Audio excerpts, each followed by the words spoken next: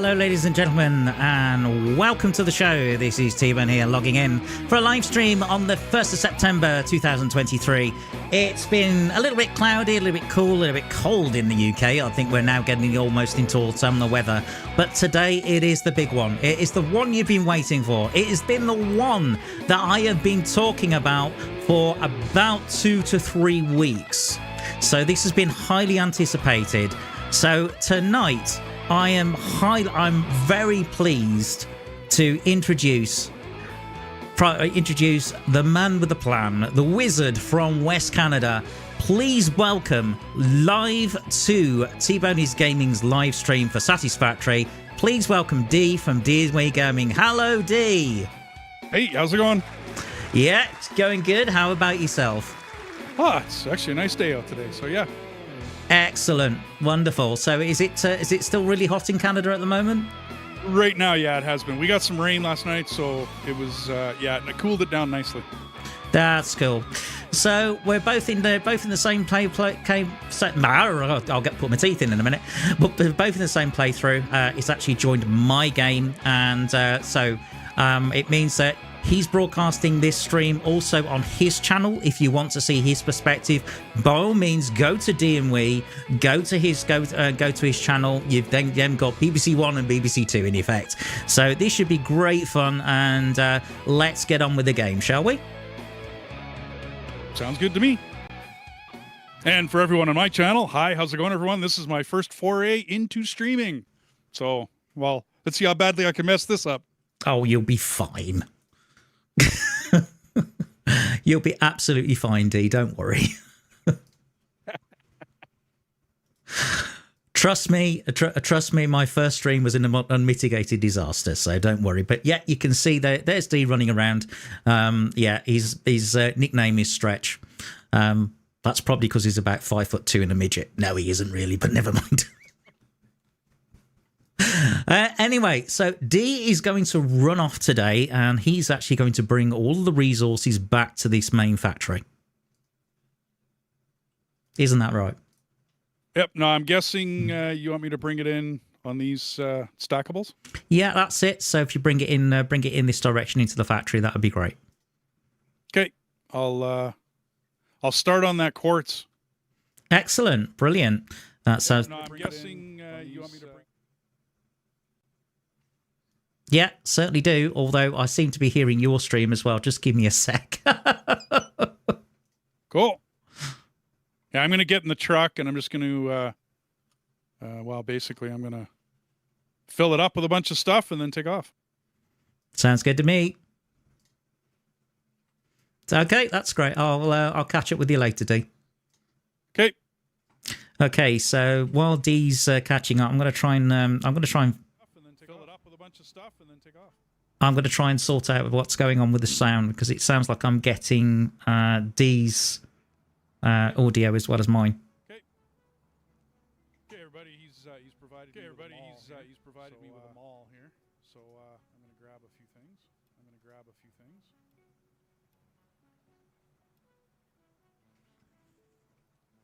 Yeah, give me a sec. Technical problems. Okay, you should get sound now, hopefully.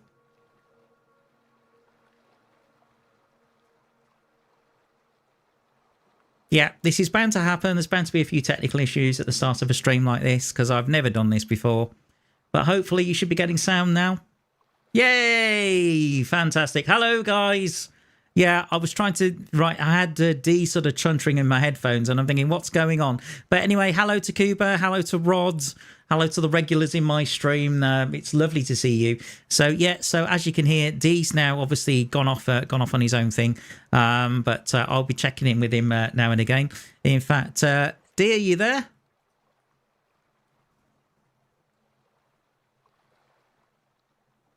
Yeah, Go ahead. Yeah, try again.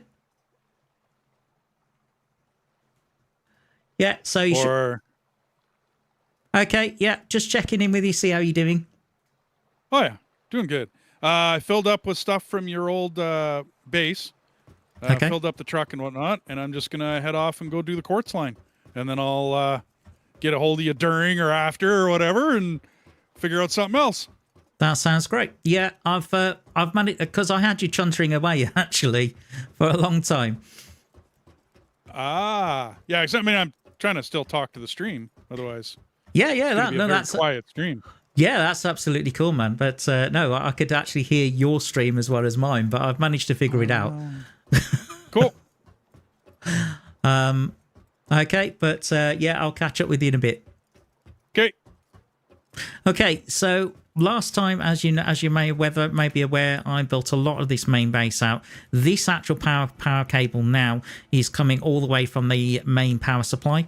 So I've managed to build out some of the constructors. I've managed to build out some of the assemblers that we need, but we're going to need more, way more. So it's something else that I'm going to have to do. So what I need with, because assemblers, if I go assembly, let's see if I go. In fact, let's have a look.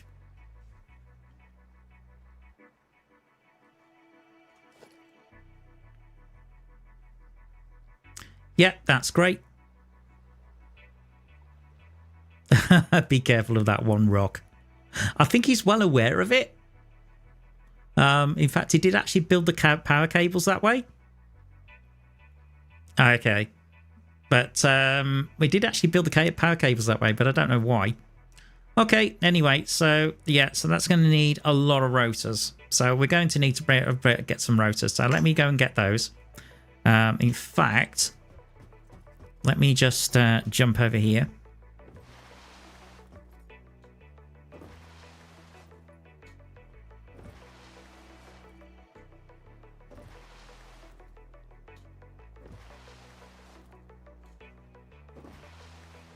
So how is everyone this week anyway? Because it's been a while since I've seen you.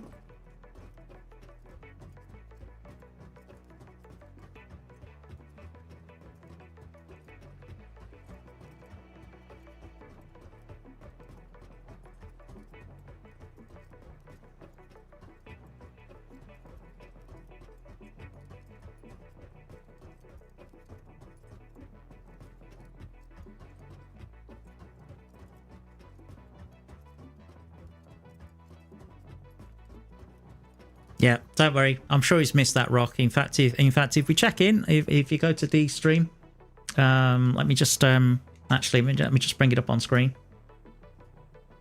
No, he's absolutely fine. You can see he's in his truck at the moment. So there's the stream. He's absolutely fine. Okay, now then, drying out after a damp and foggy day. Yeah, it has been a bit miserable. I think we're getting more into autumn weather here. Has to be said. It's definitely feeling a little bit more autumnal. But there again, it hasn't been a brilliant... it hasn't really been a brilliant summer this year. But that's down to El Nino and all the rest of it. You know that.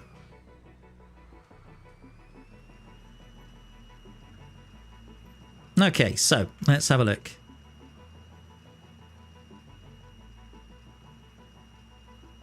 So I built out all these containers. This is eventually going to be part of the warehouse. But it's mainly so I can easily get a hold of various stores. There's a couple of factory carts here, one for me and one for D. Okay, let me just get those. And let's build some... let's build out... I love that. Let's go build out some... let's build out some assemblers.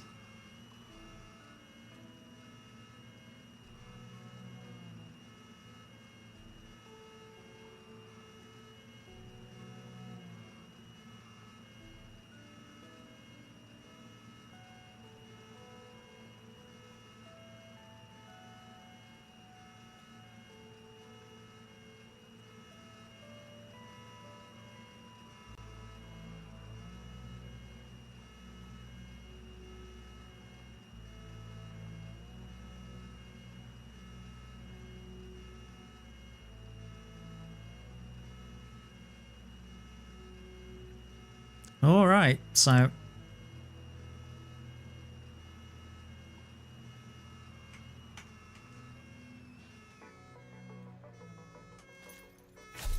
all right, shut up. Let me just take that off the roof.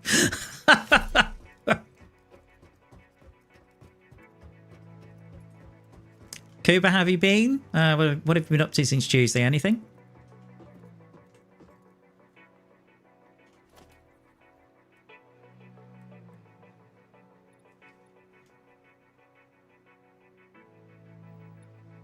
Okay, well, that's good. I think that's fine. Let's see.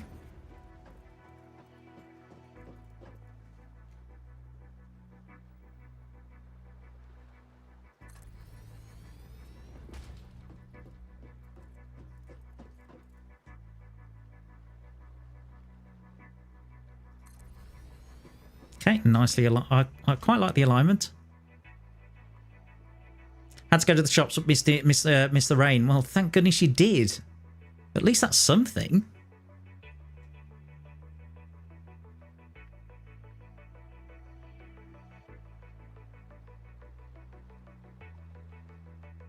Is that aligning? I really don't know.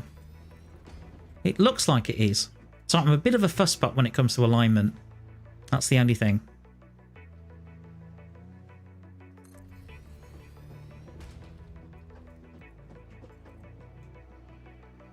Now, I know one of the other things I talked about was spreadsheet. Oh, trust me, I have been busy on that spreadsheet. I've spent hours on it. Absolutely hours.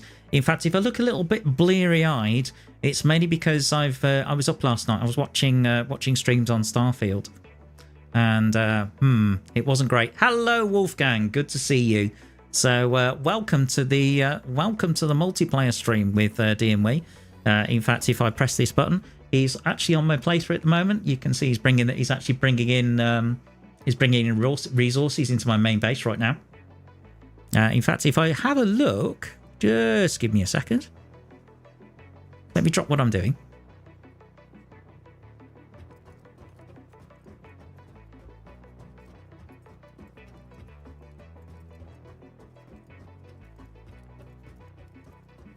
So nice to see Wolfgang, and I'm glad he's managed to join us here. So, dear, I gather you're bringing this resource into main base. I've actually got some more people actually coming into chat. They're just asking a little bit more, asking a little bit more about you. To be fair. Oh, okay. Yeah, I'm not. I have. Wow. Okay, your chat's going nuts. Hi, everybody. Wolfgang, Rod. How's it going, guys? Yeah, I'm joining him today. Mm-hmm. So, yeah, okay. So, tell us a little bit more about yourself. Well, I'm a 36-year career truck driver that doesn't drive truck anymore. I got a little too old, personally. Been gaming my whole life. Playing games, whether it be board games, computer games, all the rest of it. Other than that, I mean, that's pretty much it. I work and I game, and I work and I game, and eat, sleep, game, eat, sleep, game. Sounds good. Have you been catching up? Have you actually seen any footage to do with Starfield, by the way? Yeah, actually, I was watching it today. I don't think it's ready yet. Do you think they kicked it out the door a bit quick? Well, okay, for an $80 game, if you're going to charge $80, you'd better be somewhat polished, and I don't see that quite yet out of that game. No, neither do I. I mean, I don't know about you, but if it's going to be a game about space, I'd quite like to fly the spaceship instead of it being a cutscene. Yeah, that's another thing. Yeah. So, I mean, I'd rather. I'm with you. But I can understand any space game. I mean, I played for years. I played No Man's Sky. Yeah. And I was fully ready for that game to do what it did, because that's what they said. But when you bring out a game and it's, like I said, it's supposed to be polished and you're charging me $80 for it, boys, it better work. It better not be problems and issues and things undone or left. Anyway, I think you know what I mean. Yeah, this is the thing. Because for me, I mean, I think I'm thinking more from an Elite Dangerous perspective, where you can literally jump in your ship, you can land anywhere on the planet, you can take off, get into the upper atmosphere, you can then set your drive and then hyperspace to the next planetary system and then land on the planet. You know, that's all part of the experience and that's all part of the immersion. Instead of take off, cutscene, into right, go to the next planet, cutscene, land, cutscene. Yeah. Which is no, I'm with you. I mean, other games have tackled it. I played a small game, Rebel Galaxy. Awesome game. I mean, and if they got their proverbial, thing figured out, why can't something like Star Citizen or whatever, like Starfield, sorry. Yeah, Starfield. It's all right. There's too many space games. Damn right. I mean, I think by this, when I have my funeral, I can imagine the one in the eulogy will say, "Oh, by the way, Starfield's just come out." Yeah. Well, I played SWTOR for years. I had a lot of fun with it. Yeah.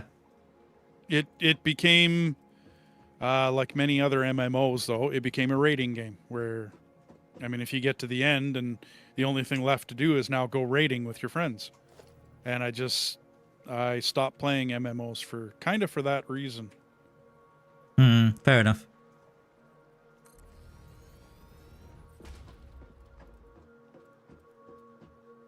Well, unfortunately, raiding becomes a job. I hate to say it that way, but it does. Well, it's funny you should say that because I found that with World of Tanks as well when you were doing clans. I think when you're doing clan wars, yeah, it does become a job.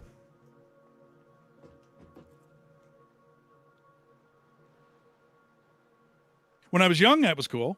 When I was, didn't have a lot of responsibilities and a job and all that fun stuff to go and keep my days busy, then yeah, being able to meet up with your clan and do all that you needed to do behind the scenes is the issue. Yeah, fair enough.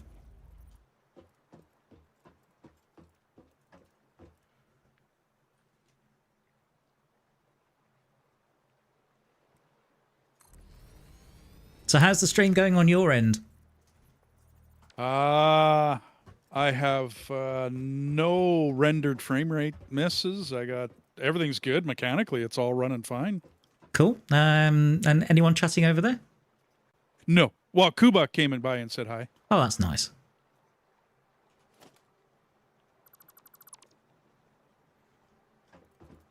Yeah, it can take a while sometimes to build people up, to be fair, and get them in, but I'm sure it'll happen. Well, this was more of a test, you know what I mean? Like, let's see if it works. And then everybody on my channel's up. I mean, they're used to my medium, long form content. They're not used to me streaming. So, and it's a Friday. It's not it's not a weekend and all of my friends and family and all the rest of it. And the wife is sleeping right now because, well, she works nights. So. Yeah, fair point. I suppose at some point we'll have to do a stream at more sort of prime time your time, but that means I'll have to be up in the middle of the night. Yeah, it's all good. Like I said, there's other people streaming, and it's not like this can't happen because other people are doing it. I was watching another favorite streamer of mine, and he was playing Starfield because he's got an early access key for it. And yeah, it was just, I like it looks great, but for the cost, yeah, I'm sorry. Not polished enough for me. Was it Short Fanta Taco by any chance? No, Raptor. Oh, right, yeah. I've been watching him for 14, 15 years. I've been watching him play games. Yeah, because I watched Short Fanta Taco and then I went over to the Archcast. Because I think Archie's more sort of Norway, Sweden, but he's quite, he's very cynical about games. Okay. So you can imagine what he was like with it. Yeah, I can. I think if you chip away the veneer, what you tend to find with that game is you think, well, where's the gameplay? Well, like I said, I can understand games coming out and not having some end game to them. I can understand a lot of things. But if you're going to charge me that much, I'm trying to chop a tree and it's not chopping. But if you're going to charge that much and pretend it's a finished game, then I would hope it is. Yeah, hey, Wolfgang. damn right.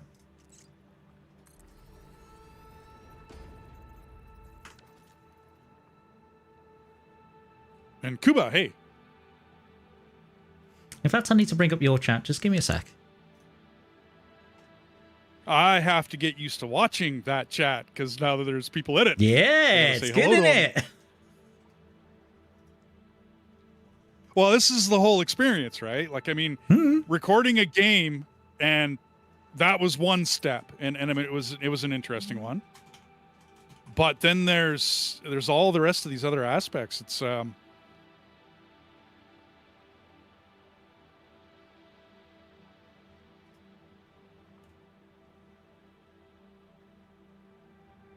I'm experiencing a bit of lag.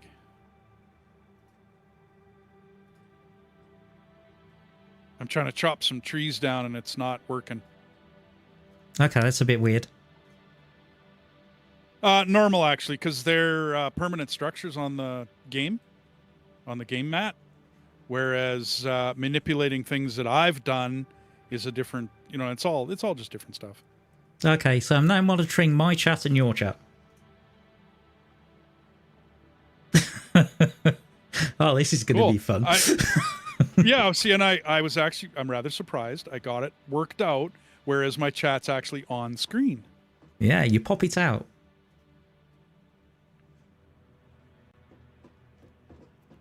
Well, I went through the mechanics of it quite thoroughly and watched YouTubes and Cheers, Paul. all the rest Cheers, of the stuff just to see how to stream. Yeah, that's fair enough. Yeah, welcome back to my channel, Wolfgang, because I'm watching actually... and this is definitely a different creature. Oh, yeah, it's definitely, absolutely. Yeah. When you stream, it's a different animal altogether. And everyone's thinking airplane. It's a different animal.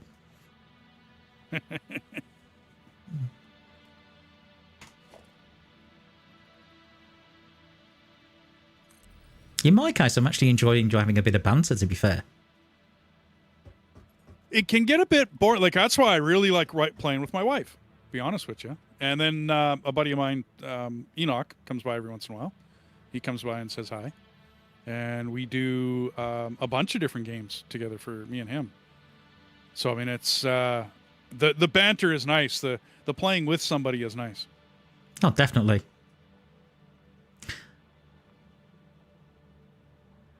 So Wolfgang's streaming Microsoft Flight Simulator tomorrow, so we'll see how many times he lands or crashes this time. Gotcha. Yeah, I got to drop by and watch that. I have that truck simulator, but I'm a truck driver, so that's not, I mean, come on. If I can't drive a truck simulator, there's an issue. Isn't that like doing your day job and then coming home and then driving a truck in simulation? My wife used to laugh at me because I've played Truck Simulator for a long time. Yeah, it's one of those things. It's like, for example, I've seen people, right? So people, for example, if they're driving a long way, so they might drive for a couple of hours and they pull into a service area and then they go into the arcade and they play a driving game. Yeah. Go figure.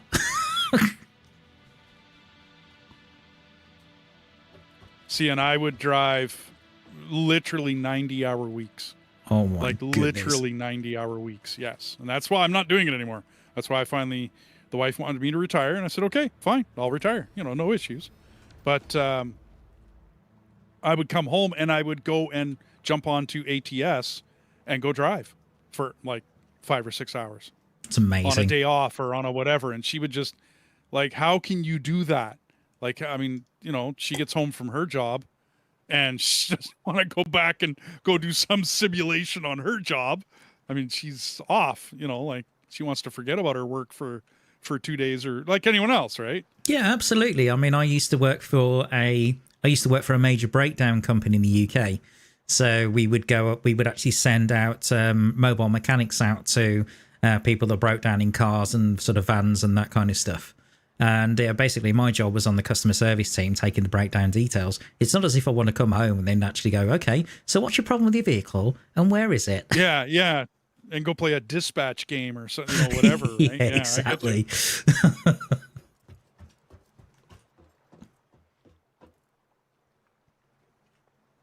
But I think, I've been told many times it takes a certain person to be a truck driver.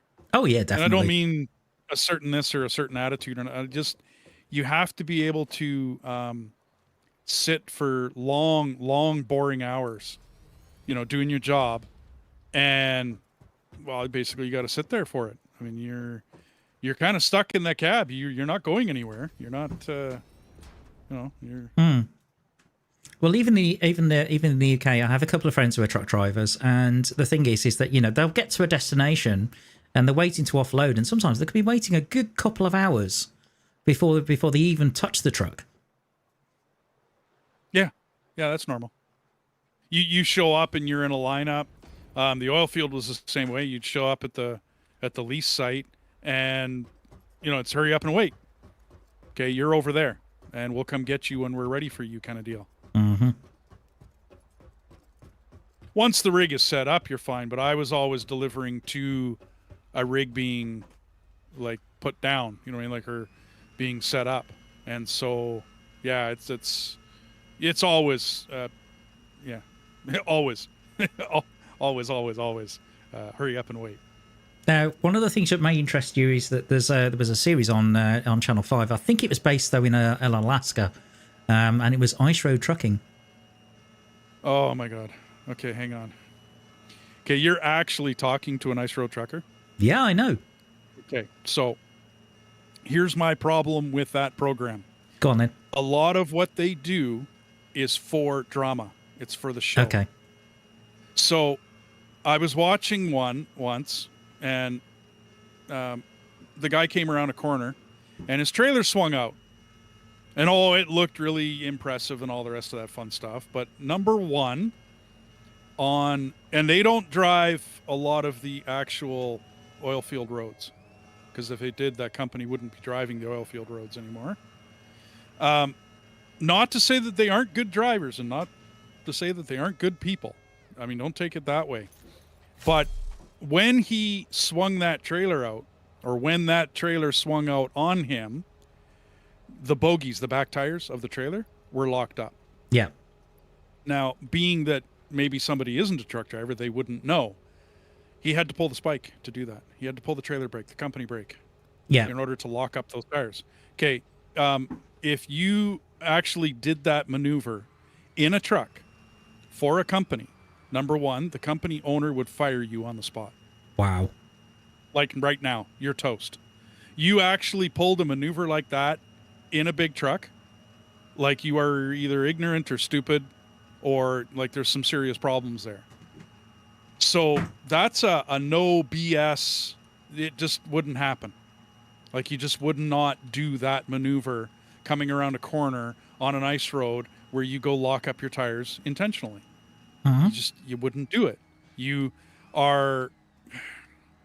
looking for a problem. You're looking to cause an issue. Safety because Ice Road Truckers is a Northern Canadian channel. That's the show. That's where they go. Okay, is in Northern Canada. A company called Nuna Logistics runs a lot of those roads. You don't mess around on those roads. You are a professional on those roads. If you ever get caught not being a professional on those roads, you'll get kicked off. And I've watched people get kicked off for being young and dumb and stupid. Now, I get that where these guys are pulling their antics for the drama of the show, like for the entertainment value, I get it that they're on private sections of the roads, okay, because they wouldn't do what they're doing where they're doing it, okay? But every time I watch that show, I have to turn it off. Every time I walk past it and, my wife has gotten up from whatever she was watching to go do something in the kitchen or just to walk away, and then all of a sudden Ice Road Truckers comes on. I gotta walk away, dude.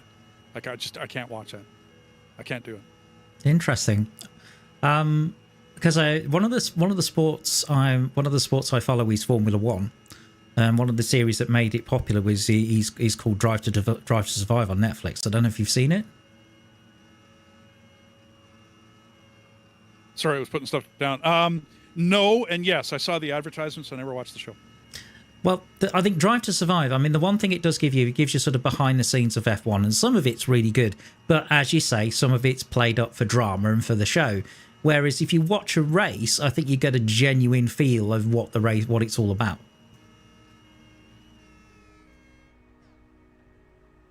Because the thing is that, for example, there was one where Roman Grosjean had a massive accident, basically hit the barrier. His car caught on fire. He was trapped in that car for about 15 seconds, but they made it look like 2 minutes on the show. Wow. Okay. Yeah, and you're thinking, gotcha. Why?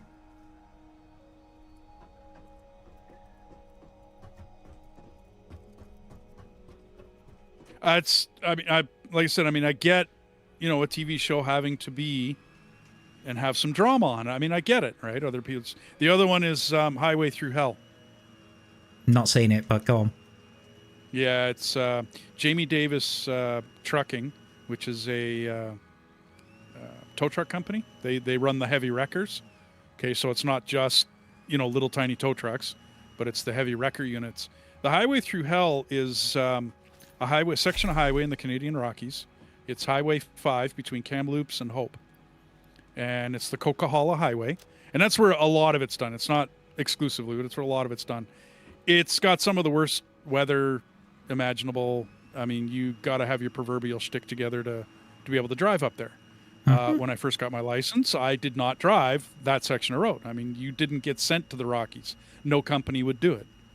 It's just not done. I don't know how else to explain it. It's just not done. You don't go sending people places like that because, one, your equipment's going to get destroyed, and two, people are going to die, whether it be the person you sent up there or whether it be, that's trucking.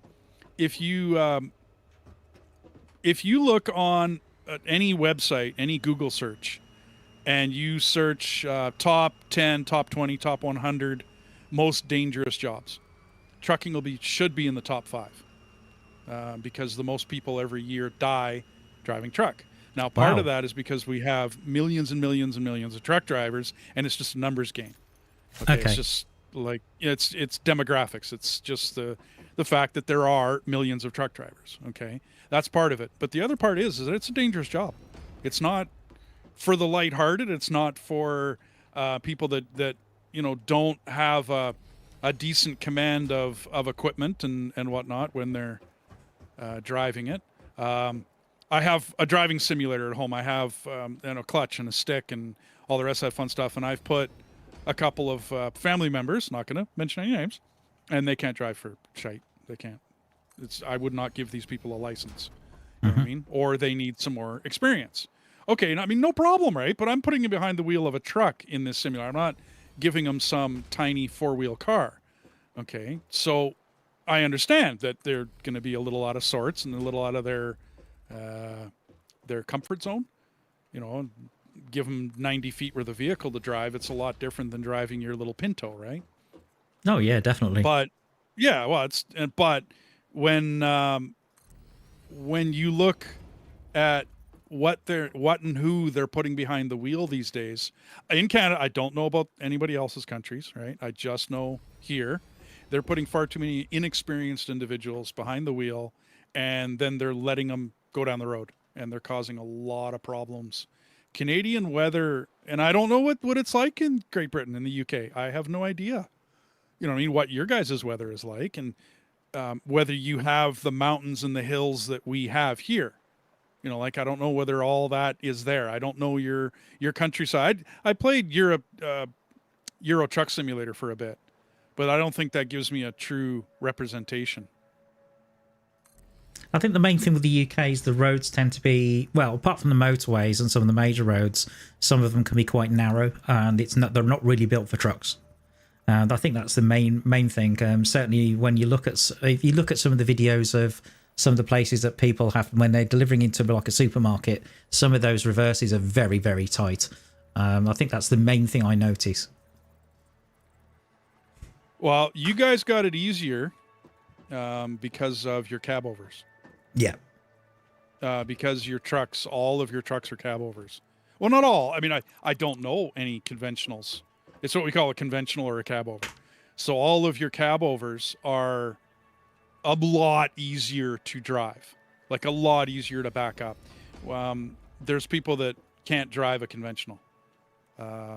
Vancouver, on the west coast of Canada, has some of the narrowest roads I've ever seen in trucking.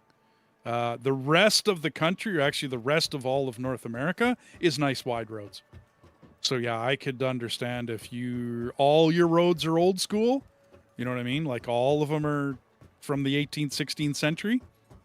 That could be rough, especially getting long vehicles around those corners. I think there are times, I mean, I drive a Jaguar XJ. There are times when I'm going on a very, very narrow country lane and I'm thinking, this car's 17 feet. I hate to think what it'd be like with a 38-ton truck. Yeah. Yeah. Well, it's the length, actually. So yeah. I also, a lot of your trailers are shorter. Mm-hmm. We run 53 foot and we run Rocky Mountain doubles and turnpikes up here. Wow. A turnpike is upwards of two 53-foot trailers. So you can have a 48 and a 53, two 48s or two 53s with a converter in between to keep the trailers together. And that's maybe 5 to 7 feet, maybe, depending on the brand and the type and the tongue and all the rest of that of the converter. But basically it's 5 to 7 feet worth of converter, two 53s, and then your 22-foot tractor up front. It's 127 feet worth of vehicle. Our roads are set for it. You can only run turnpikes down certain roads. You can't go everywhere with them. But I had what's called my LCV, or my long combination vehicle ticket. Right, okay. And then Wolfgang works as a tram driver. That would be interesting. I've been on a couple trams. Yeah, I've never done that. I mean, I've done kind of like train simulation and that kind of stuff. I mean, is it similar because it's sort of light rail, I would think? Well, it depends on the kind of tram. So is it a cable tram that goes up and down like a mountain or something? Like, what is it, Wolfgang? I'll have to find out in a minute, but also he's apparently taking a bus driver license with a stick shift as well. Nice. Good for him.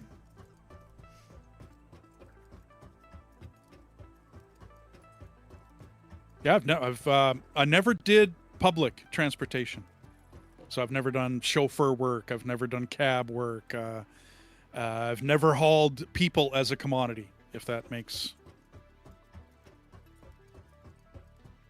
So normal light rail line, tram. Okay. So we have what we call LRT, or light rail transport, here in Canada.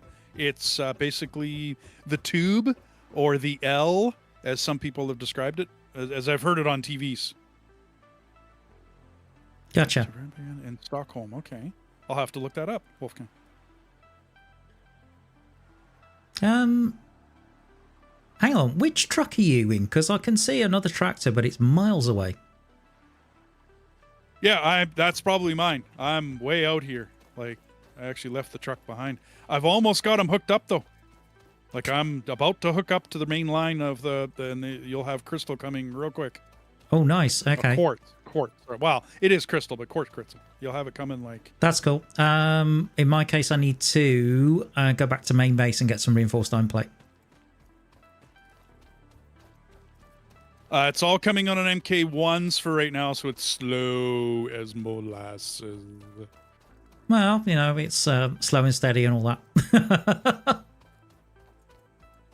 I think I'll have you've done? Wolfgang, we gotta do a convoy. It's a multiplayer ability in ATS. Arizona, noon on the 4th of June. Da, da, da, da, da, da. We got a trucking convoy running through the night. Yeah, no doubt. Eastbound and down. Loaded up and trucking. I do remember that film with Chris Christopherson. Yep.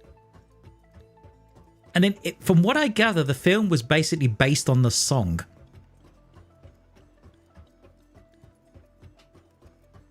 Rather than it being the other way around. Well, there's There's that one, and then there's I'm trying to remember his name. He did the Alcan run. Is that not the Kessel running so many parsecs? No. This is the Alcan. The Alcan is the Alaska-Canada Highway. Oh, right. It's there's a huge history behind it. I drove a place called Whitehorse, which is up in the Yukon Territory. I drove that for a long time with a brother, my brother. Great run. You want to talk narrow? I don't want to be all whatever, but we did call it Chinese pavement. It's just a patchy way of. It's not very good asphalt. And I guess it's the same as the roads in China. I've never been to China, so I don't know. But yeah, it's nasty roads. It's a 54-hour journey to get up and back to Whitehorse and back from Edmonton, where I was running out of at the time, to get up to Whitehorse and back. It's 54 hours, and you don't sleep during it. Just because, like, you could right out of the gate, you could sleep because you're on good highways. But the minute you get on to the highway's called Highway 97 North, and the minute you get onto that highway, you're pretty much on some rough roads all the way up into the Yukon. And then the Alcan was America built from the north heading south, and Canada built from the south heading north. And it's called the Alcan. And they met in a place called Contact Creek. Gotcha. There's an interesting story about Muncho Lake, which I have many pictures of because it's a beautiful place. They took a valley and they filled it up with water, and then they built the road before they filled it up with water, because what they were going to do is why am my views all over the place? Anyways, and I'm going to crash the truck. Hang on a minute. What are you doing? Yeah, I'm trying to drive down. It didn't work so well. The crystal's on its way, by the way. So, but you're crashing into the belt. Yes, and the pole. The view was all over the place. I couldn't stop it, and then I tried to correct it, and it wasn't working. It's all right. I've just switched to your view. Yeah. So, but anyways, to complete that, the Muncho Lake has a valley. The valley is very steep down there. And what they did was they made it so that they could take basically one missile, okay, and shoot out the road. And that is the only way to get from north to south, because back in the Cold War, right, the America thought basically Russia was coming, right? Mm-hmm. And so they built it so that they could destroy it in, like, if Russia come over from Yakutsk and came over the land bridge that existed back then. I really don't think it's traversable now because all the ice is gone. But yeah, it's why they built it that way. And if you ever travel Muncho Lake, and it's kind of an interesting drive. And then there's a lodge there that we used to catch lunch at just about every single day. And awesome owner, great guy. He used to tell stories of, this, that, and the other thing, about lots of stuff there. Yeah, well, the one thing I did say to my stream, I think it was a while ago, that when it comes to talking, if it was an Olympic event and Canada entered, you get the gold medal, mate. Oh, no doubt. I just blah blah blah blah blah blah. My mother used to call it diarrhea of the mouth, because it just yes, I am really a truck driver. I've had my Canadian license for 36 years. I started out when I was a very, very young lad on my uncle's farm. So I was driving basically a Dodge, 65 Dodge, with a hydraulic cut into the frame, farmer style. In other words, it wasn't factory. And I used to drive that back and forth from the field back to the grain elevators. and I was a very young lad, and I could do it because I was tall. From there, it was a bit of a break, and then I started when I was 14 with a company that would allow me to back the truck up. Then I started actually professionally driving when I was 16 years old, and that's off and on 36 years as a career. No, Oh, there you you were are. kidding. Okay. Due to the driving of the game. Yes, I can't drive these for nothing, but you put me into a real one and I'm good. Yeah, but isn't it weird when you stop it that basically the front end is sort of dipped down as if it's a drag racer or something? Yeah, I figured. Yeah. I like to stop these that way. Because although I don't use trucks in my my whatchamacallit, my playthrough, like I won't use these to transport goods. I won't set them up and whatnot. I like to drive them around because Yeah, well, So, I'm the same. What should I tackle next? So have you got the crystal? Yeah. Yeah, it's coming. Okay, so probably the next thing would be the iron. Oh, from the other way, from south. You want the iron? Yeah, if you look at the map, I've actually marked some points of interest. So you'll see them as exclamation marks on your map. But in essence, we're going to... do you want... In Where essence, do you want them to come in? well, the main thing is to get them on the same bus. So I don't mind exactly how they come in. As long as they join the same bus and head the same way, that's fine. Okay, so you want me to come in from the north here? Okay, alrighty, I can do that. Cool. I think I prefer the banter, to be fair, because we were talking about it. We were talking about it during the stream, or just before the stream. But I think about you know, whether we talk to my stream or whether you talk to your stream. But I don't know. I think I like the banter going back and forth. Well, it's like I said, multiplayer is always more fun. Always. Yeah, definitely. It just means that my right thumb's getting a workout. Yep. Well, I can get it set up so that we can open chat in Discord. Yeah, that would be cool. I can get that set up. Oh, that's a mother hog. I don't like those.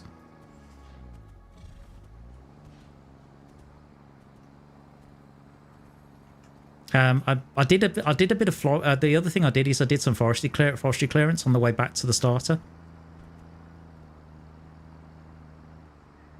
Okay. Just to make the route a little bit easier to drive. The one thing I do need, one thing I do need to do is clear out all these crates. Oh yeah, all the little yeah. I try to keep my my playthrough nice and clean that way, because otherwise, they get out of hand, don't they? They certainly do.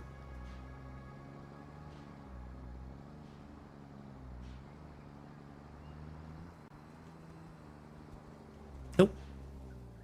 I think I've gone a slightly different way. Never mind.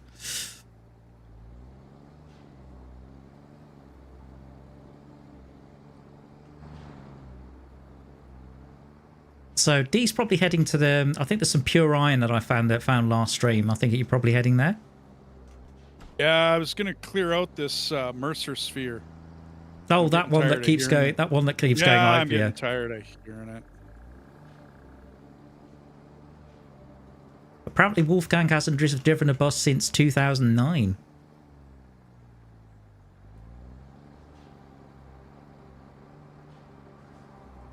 I'm guessing that's probably because he's on the rails.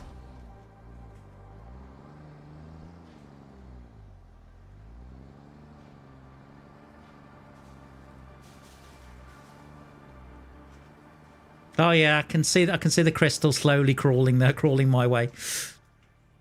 Yeah, it's all MK1, dude. Until you get steel, that's just too expensive to put it all as reinforced iron plate. That's an astronomical amount of plate, like to try and get it going there.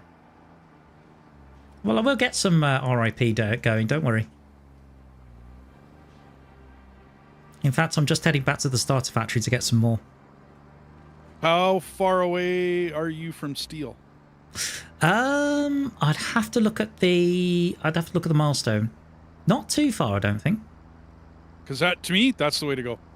instead of spending your time trying to get reinforced iron plate going, just go straight for steel. Interesting. Like literally just go straight for steel, because then the amount of time you spent setting up the reinforced iron plate and changing everything over to reinforced iron, blah blah blah, you could have just made steel and just gone right to phase 3, or not phase 3 but MK3s. Mm-hmm. So I'm busy doing an Evil Knievel in the tractor. Just come down. Oh, okay. Yeah. Just come down one of the ramps. I think one of the things I'd love to modify is the horn on this thing, so it goes.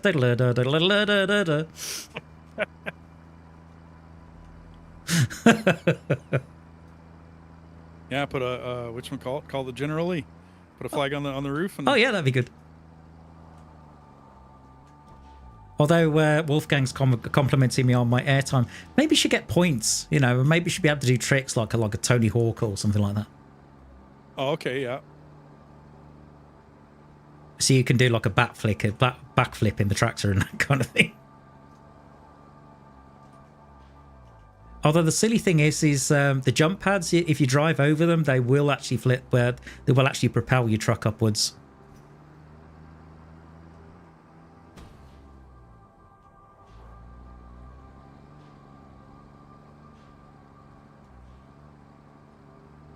Okay, I'm back at the starter factory. Oh, and yeah, I'm flipping this tractor all over the place.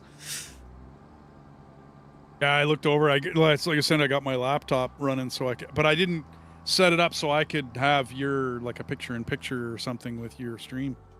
Well, occasionally, what I do is I just change perspective and have a look.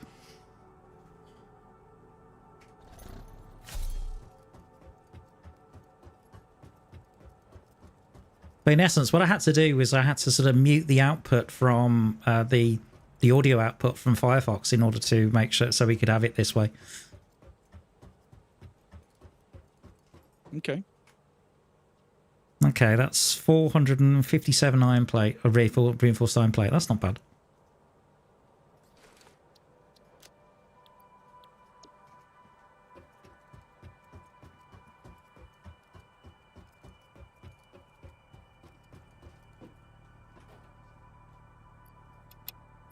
I ran out of plate already.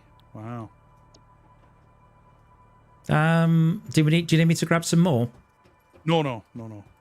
I had to go back to my truck to go. Because I'm back at the starter base now, so if you want a shopping list, I'm at Tesco, so I might as well get some. Just regular iron plate would be awesome. I got lots of rods.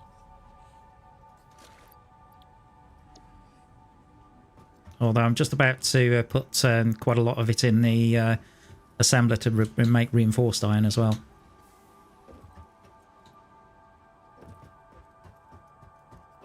I think I used a lot of it up making that whole string of MK1 belts to come back from the quartz.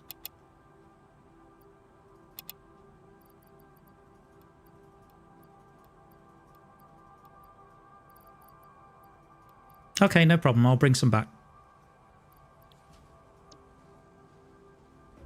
Let me just put that in the truck.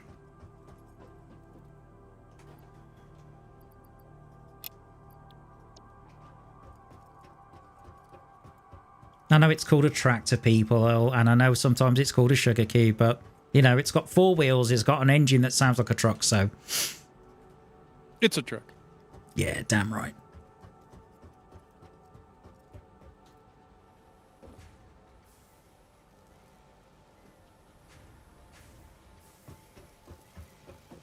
Do you need anything else like concrete or screws or... Nope. Cable? No, I got lots of cable. You had tons of that. I just, like I said, I think I ran out of the plate because I made all that MK1.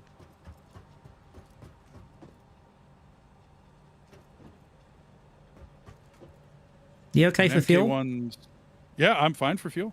Fine for everything else.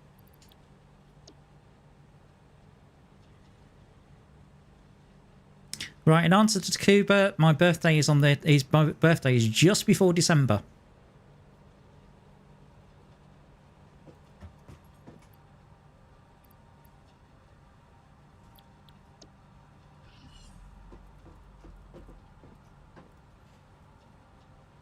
In fact, thinking about that, Cuba, one of the things I'm going to probably do is actually, because one of the things everybody knows that I'm a musician, but also I'm a bit of an arranger and composer.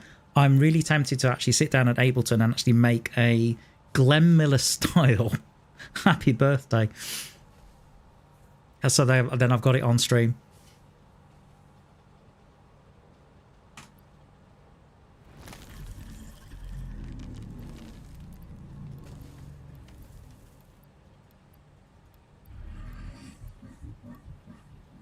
Yeah, I know the bean finds it funny. Stop it.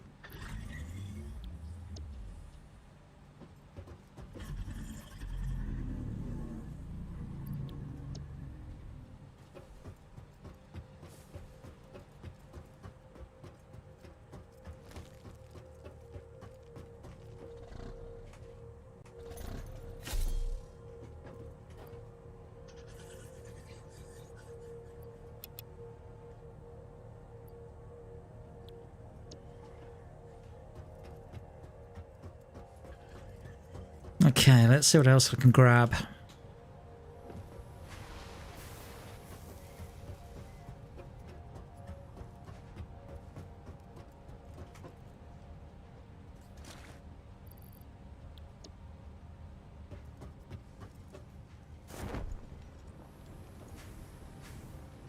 Well, I'm actually able to chainsaw trees that are closer to your main base. Oh, that's cool. Yeah, I don't mind you doing some forestry clearance. That's absolutely fine. In fact, I've actually got bins ready for leaves and wood, so I can actually make some biofuel on base, just in case I need it to run trucks on, at least at this point in the game. Gotcha.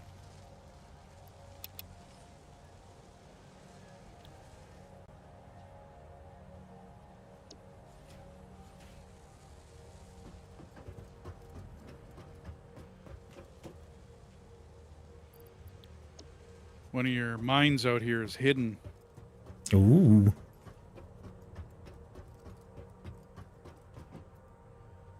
Okay, Wolfgang. Well, it's good to see you. So Wolfgang's got to leave. Apparently, he's got an alarm set for 4:20 in the morning.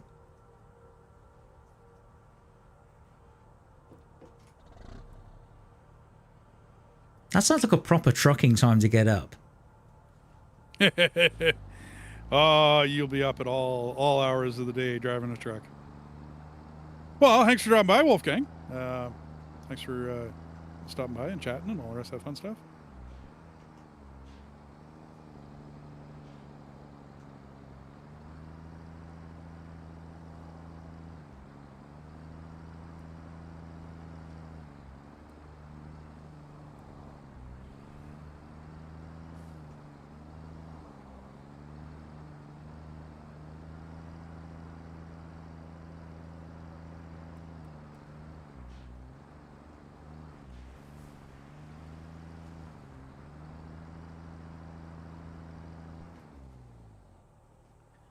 Oh no, don't drown, don't drown.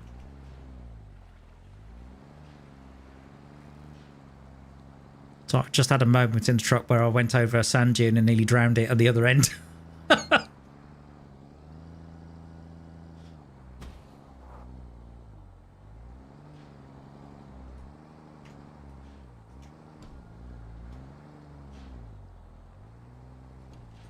At one point in time, I tried to hook up my wheel so that it could work in this.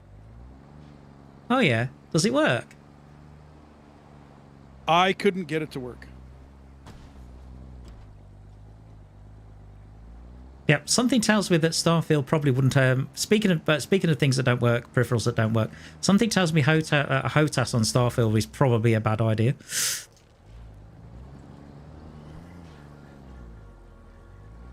Yeah, I can see that.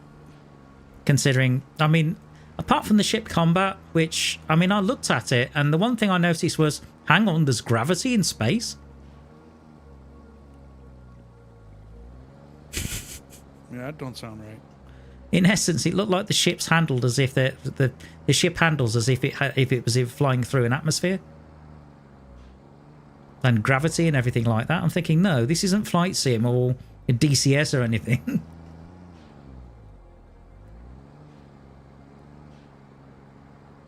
Because, surely in space, if you thrust in a certain direction, you're going to keep going in that direction unless you apply opposite thrust in the other way.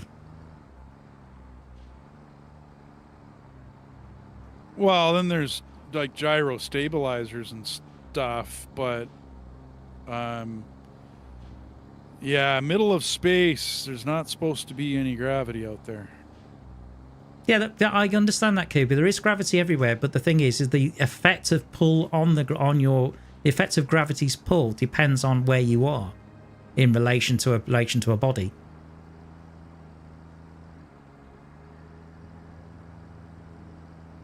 If I'm out in the middle of space, surely, as you can imagine, it's not. If I'm out in the middle of space, I'm not going to experience much of a gravitational pull to anything.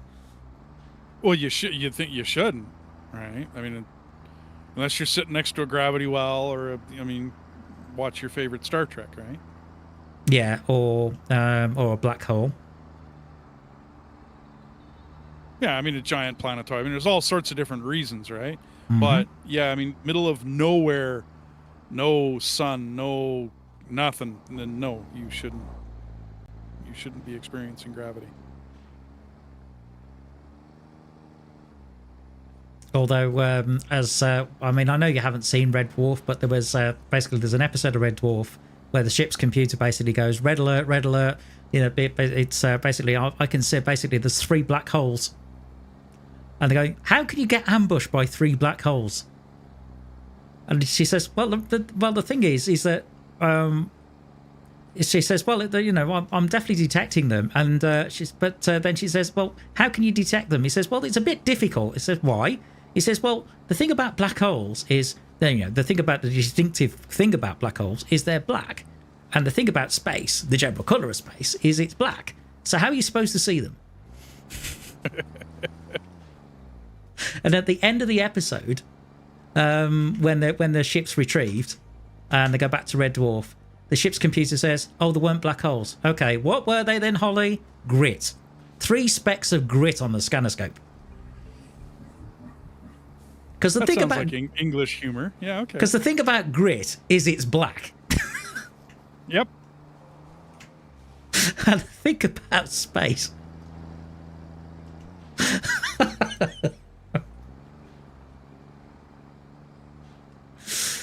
Oh, classic show. I ended up watching a lot of Monty Python and Benny Hill when I was younger. Oh, right. Did you ever see Fawlty Towers? Fawlty Towers, yes, absolutely. Basil the Rat. And the Doctor Who. Oh, okay. Got you.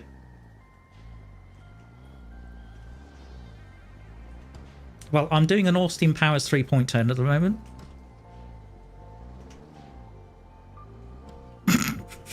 Oh, you're just trying to mug up those belts, that's all. Well, I'm kind of stuck between a power pole and a belt, and I'm trying to do the Austin Powers 14-point turn, if you know what I'm talking about.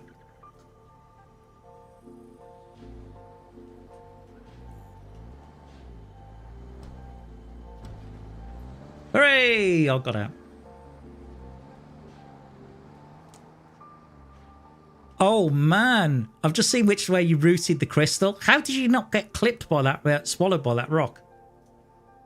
I never drove in there. Ah, okay. I walked in there, but I never drove in. Why is only one line running? Oh. You're the one who brought it over here. I haven't got a clue. Well, what the?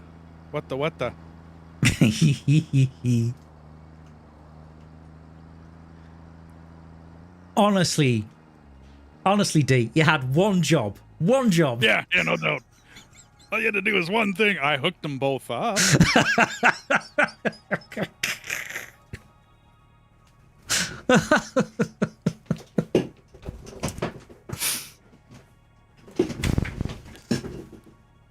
See, it's this kind of stuff I really love, is when things go wrong.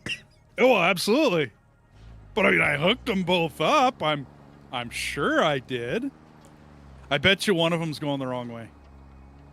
Oh, well, like there's only one way. Sections? Well, there's only one way you're going to find out. But, you said you'd bring all this at resource, And then you're saying, well, how come it's not coming on? I don't know. You're the one who did it. I didn't. Yeah. Yeah, it's your job. You had one job. Can you tell the English? I'm chasing it now. Can you tell there's a bit of an English sense of humour going on here? A little bit. Just a touch, yeah? Oh, hold on. Oh, don't worry. My Canadian will come out soon. Back in a tick.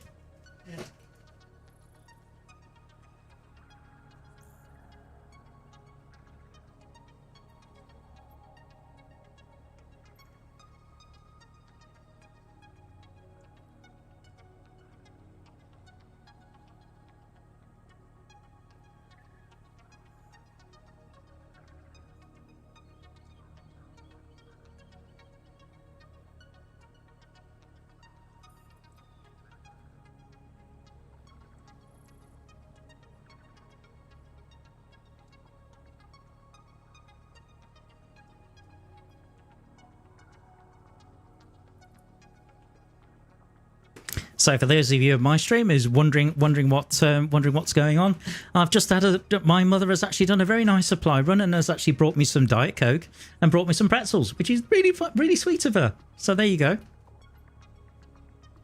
So any plans over the weekend, Dee? No. Wife will be back at work, so we taped our Icaruses. We did a Techtonica, and basically, just produce videos. Okay. So, I mean, how is Techtonica? Because I know you did a preview of it. I thought it was great. There's not enough to it yet. Right. So I do believe I'm going to run out of shows in about 4 or 5 episodes. To be honest with you, like I think I'll pull 4 or 5 episodes out of it, and then it'll be at the end. So that's why I was mentioning Factorio to you. Gotcha. Same sort of thinking, but not 3-dimensional, top-down, 2-dimensional view. But to me, Factorio is the ultimate factory game. I mean, that's where this one got its start. You know what I mean? Like that's where a lot of these factory games got their start. Factorio 2012, I think it hit Steam in 14 or 15. Went from, I don't think it was ever a single programmer.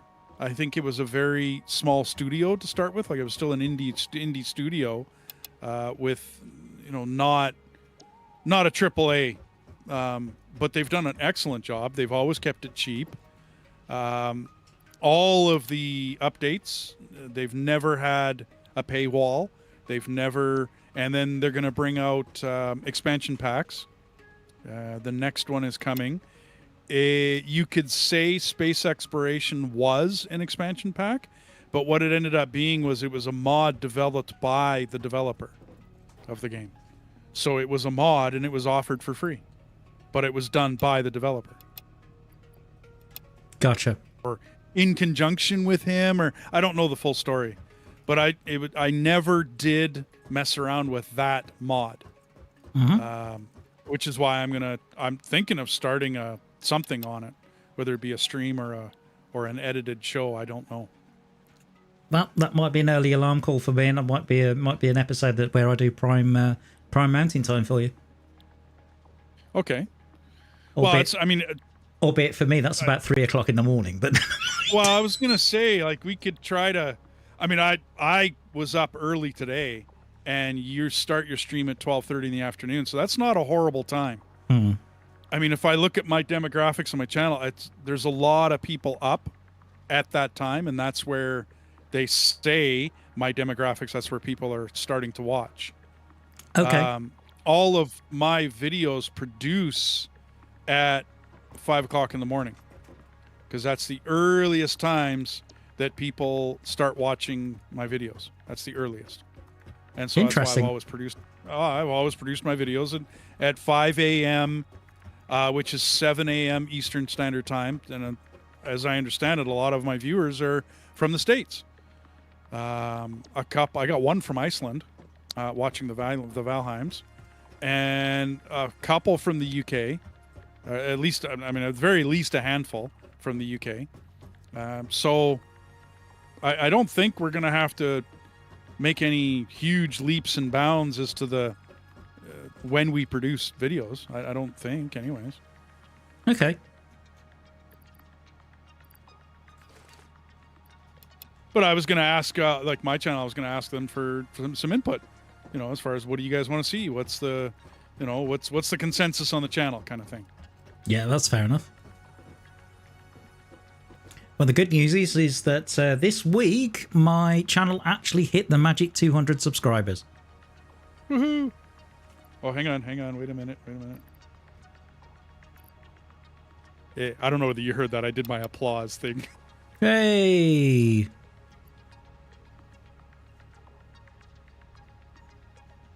I figure the hundreds will be a milestone for a while, right? Like 100, 200, 300, 400, you know what I mean? Yeah, exactly. 5. And then it might, you know, whatever, back off a little bit until we get to 1,000. Mm-hmm.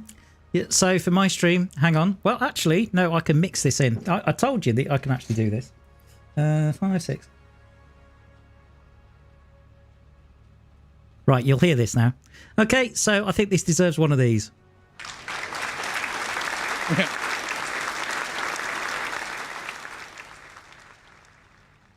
Anyway. Yep. Yeah, I mean it's all about the subs and whatnot if we're going to be, you know, producing and doing videos. You know, that's all Damn about the right. subs.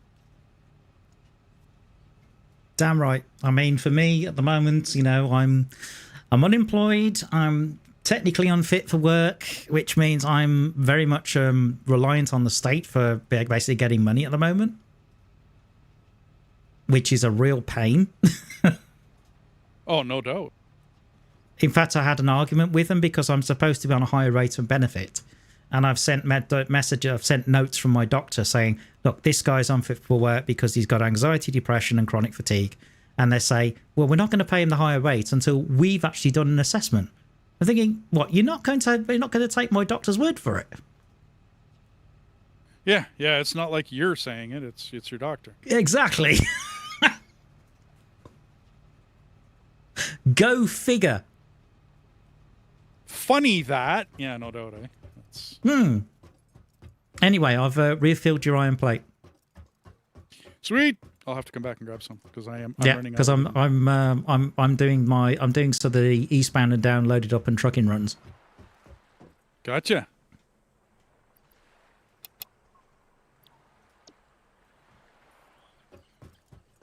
Yeah, I have a hard time not having that tune come into my head at least once every time I'm playing ATS. Every time I'm playing. Yeah, to be fair, I can understand that. I mean, it's one of those things because what was it, Jerry Reeves? Yep, Jerry Reed. Yeah, Jerry Reed. And he made some really good stuff. Have you heard any of the other songs that he did? Oh yeah, absolutely. I'm a Jerry Reed fan.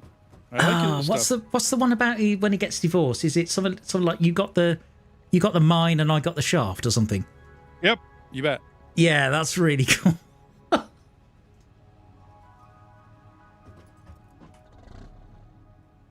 I was going to ask this iron coming in on your main bus. Oh yeah. Am I going tall or am I going? What am I going here? 3 high, abreast coming in, or am I just going further up, or how am I coming?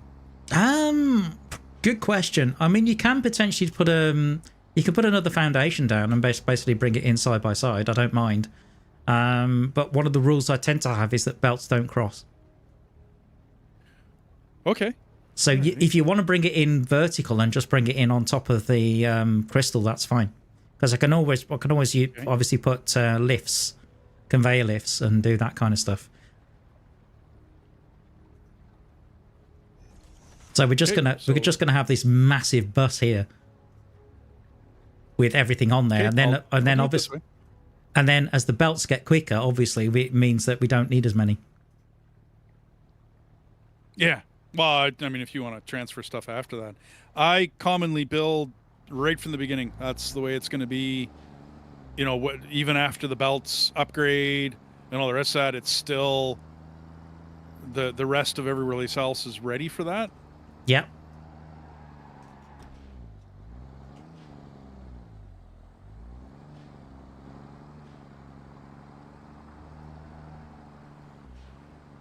Yeah, I'm seeing all these bridges and things being built. It's awesome. Well, I came over the top because I'm trying to leave enough room for trucks to go by. Well, this is the thing, You yeah. know, as we're, yeah. So I went really high with it when it's coming in, like supremely high. Well, this we is can what you build need. either under it or over it. Although, kind of, when you say that, it just reminds me of that song where I think something like, I was gonna go to church, but then I got high. Okay. Oh, what's his name? Oh, yeah. You know that song? It wasn't me. No, it wasn't him. Lady Saw, and No, that wasn't that Shaggy or somebody. Somebody know it. Shaggy and Lady Saw. It was their relationship, I do believe, and he got caught cheating on her, right? And then he tried to make that video. It wasn't me. Now I don't know all the whatchamacallit, but my brother was dating a Jamaican at the time, and he's like, "Can you find this song for me? Can you download it and put it onto a CD?" Right? Because we weren't MP3 players and whatnot back then. It was put it on a CD for me. So I went and found it, and I thought it was the most hilarious song I had ever. I mean, up until then, it was like the most hilarious song I had ever heard. And Lady Saw did a rebuttal to it, like an answer to it. Oh yeah.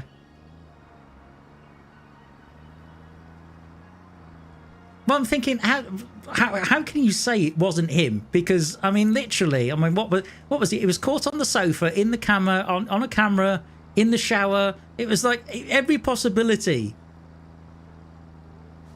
And you're thinking, how did you not get caught?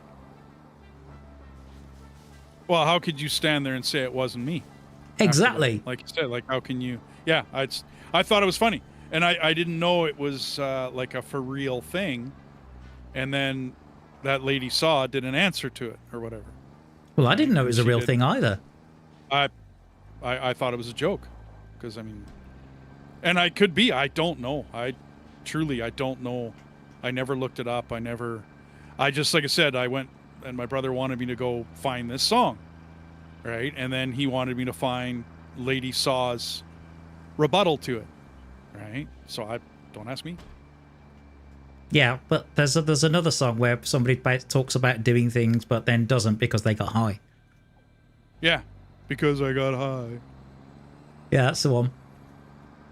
I was gonna play my child support, but then I got high.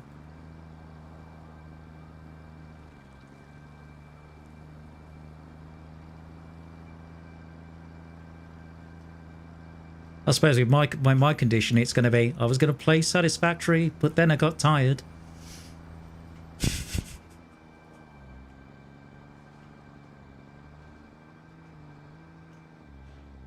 Alrighty. I just got to power it up, and it should be inbound real quick here. Cool. What we might need to do is put the machines on standby if we're going to hook them all up on power. Because we're not going to use all of them. I don't know. Am I right in thinking, do the machines only use power when they're actually working? Yes. Ah, okay, that's fine then. So yeah, when it actually moves, but I mean, they're gonna fire up the minute I give them power. They're gonna fire up, right? And then, so should I fire up these 3 irons? What, in the smelters? No, the miners.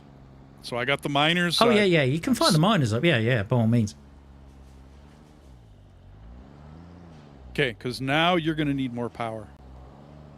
Like if you start actually firing up all these rows of stuff you got going, you're going to need more power. Yeah. Well, I've got 1.8 gigawatts that's currently being done. I worked out the power that I need currently for So in order to make a decent amount, so basically I did it based on making motors, and I think I worked out I needed about 500 megawatts in total, but I didn't include the miners. But Gotcha. that's just the machines I need at the moment. So at some point, So the power, okay, like you've hooked up this with your main power. You're on one circuit. You don't have yeah. anything else out there hidden. No, Okay. no. Everything's on the same circuit. So the starter factory, everything is on the same circuit.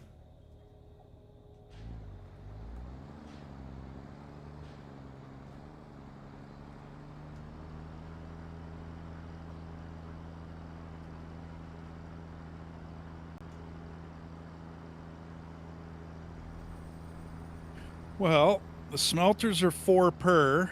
You've got 3, 6, 9, and then I think there's 4 coal nodes as well. 9. Well, there's 9 times 9, right, is 81 times 4. I think there was one more row back there.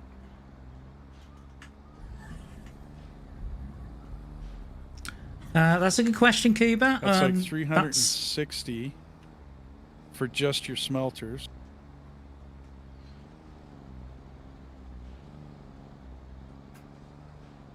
And then there's all your constructors, and then the assemblers in the back.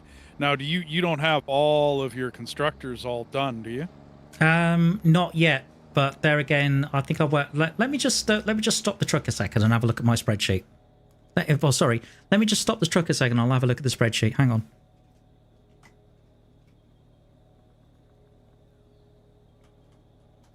Because they're all 4 again, and I see rows of 9. So that's just roughly in my head. That's 800 megawatts right there. Okay, so at the moment, the plan is out of the smelters that are built, we're going to end up using 18 of them.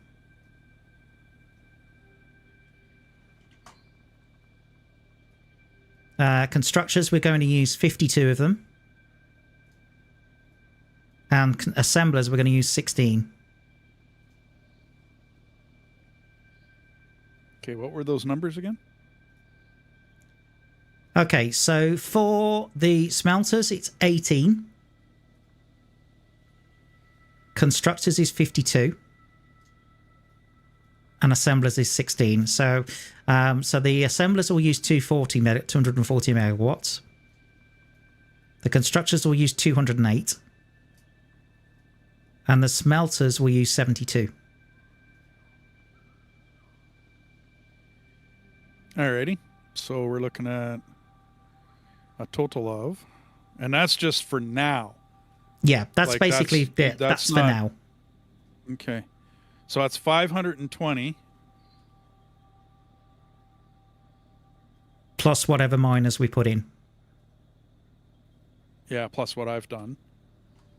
On to, well, I like to look at max consumption, not your current, because if you shut down because you overdid your circuit, to fire it back up again, you need to be able to hit your max consumption for that first second or two, right? Yeah. So you're looking at 1,000 there. And then what I'm seeing in your factory here. Oh, yeah, it's going to be way more. You're going to go way beyond that. So the iron's in. The crystal looks like it's still on its way. I should go check that line real quick. Actually, make sure I didn't goof nothing up. Well, there's one going up. I don't know what's happening with the second crystal line because I can see it there, but it's not moving. Yeah, I don't have anything on. The bottom one's still got nothing on it. It might just be slow. No, it's not moving. I mean, I've got it further down the line and it's not moving. Because I'm heading back to the starter factory at the moment. Grr. Grr. Arg. Well, I know there's an issue with dedicated servers where it will actually put the belt in the wrong direction. Really? Yep. Now, I don't know whether that's a current problem with dedicated servers. Hmm. But as I was hooking my dedicated server up and getting it all ready to rock and roll and whatnot, I ran into an issue that you can't run an experimental on dedicated right now. So I kind of went around that, and I found a workaround. Oh, the little flies. The bugs are back. Yeah, I've noticed that some of the bugs and creepy crawlies some of the bugs and critters seem to be respawning. Is that supposed to be a gameplay feature? Yeah, it's a new one. Oh, great. Okay, so the top line turns into the bottom line after the lifts. Mm-hmm. And it's coming. It's on its way. It's good. Okay, so copper will probably be next. So what you need to do is once you clear out bugs or anything, monsters, bugs, whatever, you have to put a bunch of foundations down in the area. And that'll stop them from spawning. That's a minor annoyance.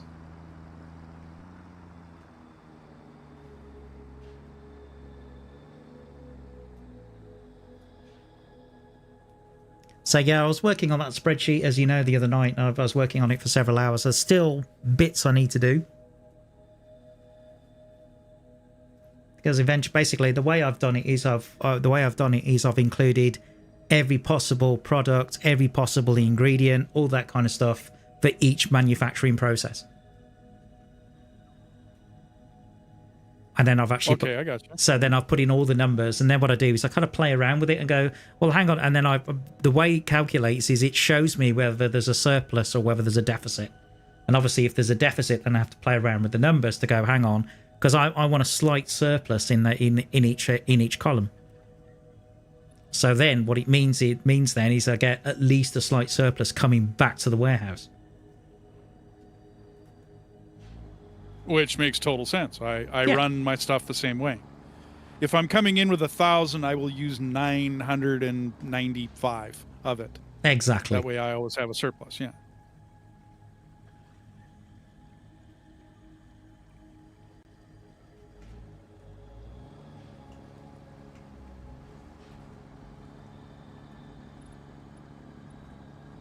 Of course, I will tell you this. There's a comedy on BBC Radio 4, which probably a lot of my chat will go, BBC Radio 4, you listen to that? You're that old. Yes, I'm that old. But there's a comedy called I'm Sorry I Haven't a Clue. And they've got something called the Uxbridge English Dictionary. And it basically gives you alternative definitions for words. Okay. So, for example, surplus could be a teacher with additional benefits.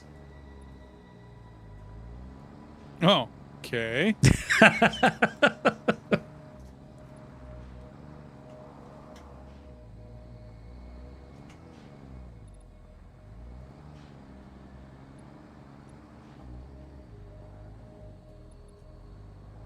I'll have to look up some other examples, but that gives you an idea. Yeah, I gotcha.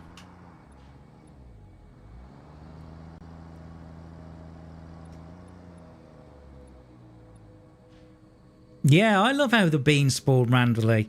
In answer to your question, Cuba, when it comes to the games I'm planning for the channel, I mean, yes, we got Satisfactory, yes, we got Derail Valley. I am thinking about maybe doing a series. I am thinking about maybe doing a series for Ixion potentially as a series. I'm thinking of maybe Choo Choo Charles as a mini series. So there's other things in the works at the moment, and it also depends what we talk about with D. I mean, D, D's obviously talking about Factorio. That could potentially fit in.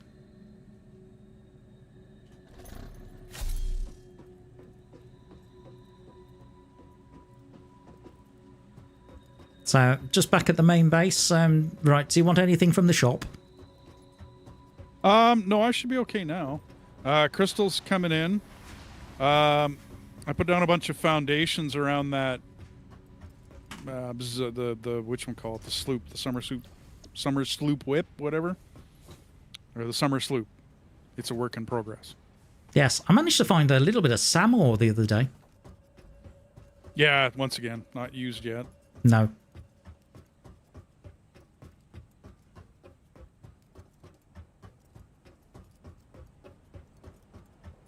No, because I was about to put that in my calculations and I could see there was no recipes for it.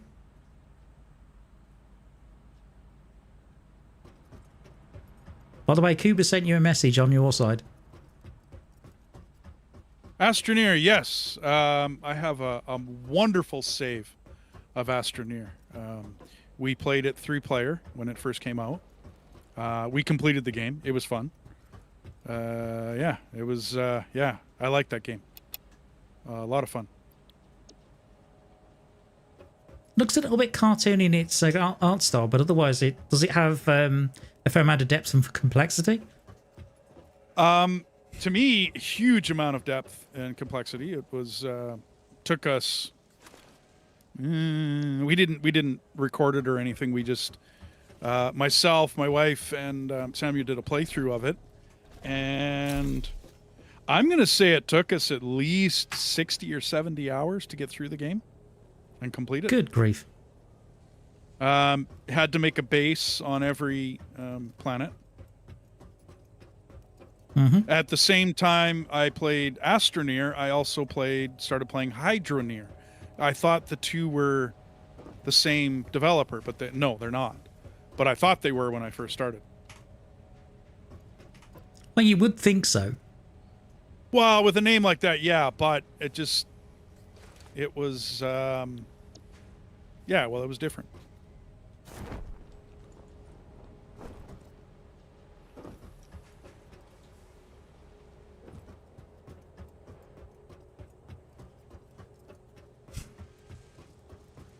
So that copper mine is up where the iron mines are. So I'm going to get that running. Yeah, it's pretty close, yeah. I think you've got to slowly get used to also looking at chat at the same time as talking to me. Tried getting gold. For which one, Kuba? Which game? I don't know if he's talking about Astroneer. Is the gold in the game?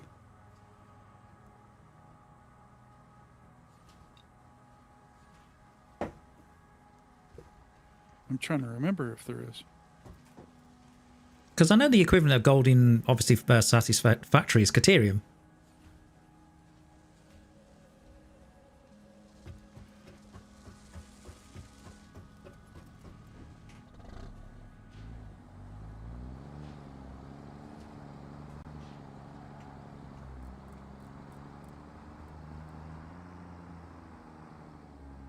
Now, before I power anything up, is it worth having something just going at the main base just to semi-automate?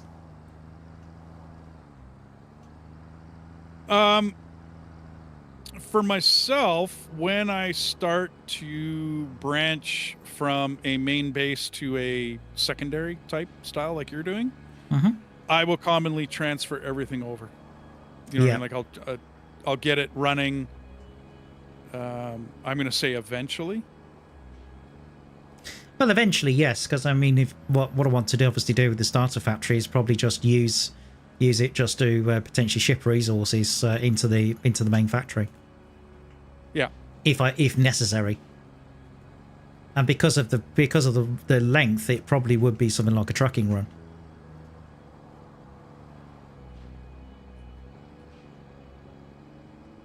Albeit, I'd probably have to do a fair amount of paving.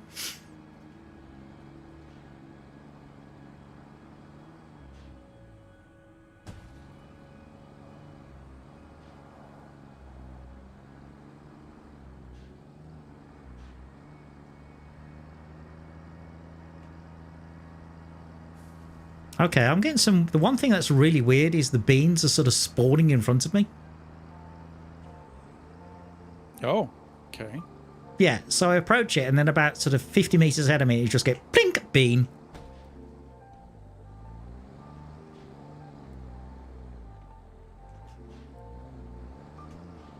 Otherwise, everything else just is running as exactly as intended. Yeah, now that I'm closer to the main base, my chainsaw is actually working. How weird.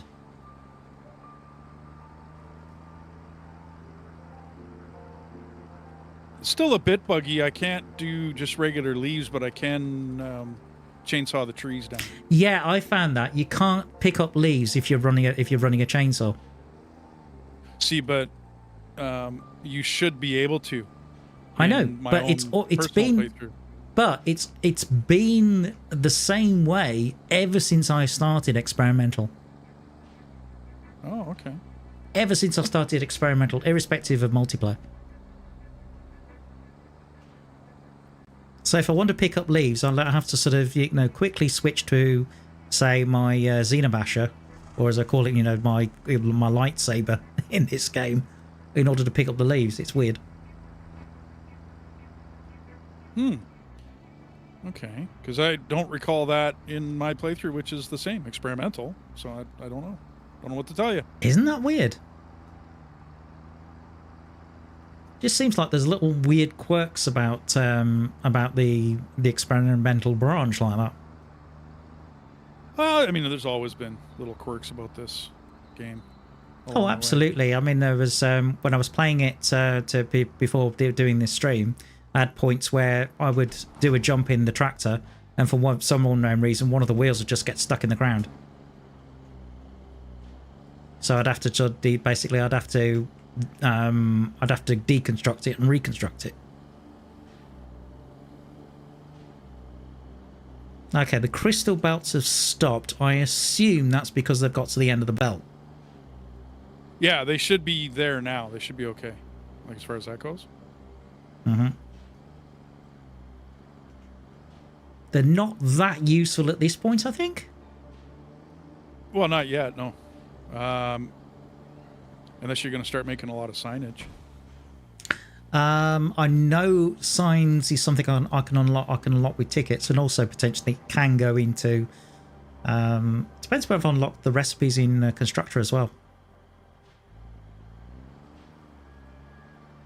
I don't see a lot because the crystal oscillators aren't used yet. Mm-hmm. They're not. You're not there yet. You know what I mean? Is that MAM research though? Crystal oscillators should be in the hub, but you're not. Yeah, that would be tier or phase 3, tiers 4 and 5 should be where the crystal oscillators start coming in. Oh, nice bit of foundation work where the bees were. Yeah, it was too high personally. I wasn't very happy with it, but it'll work.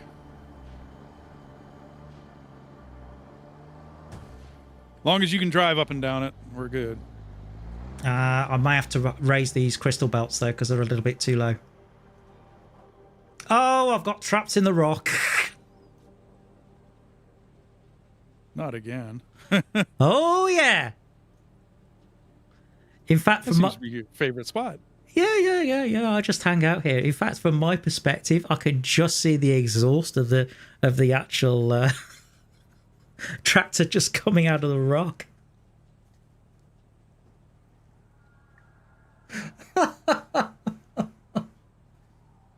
Darn it.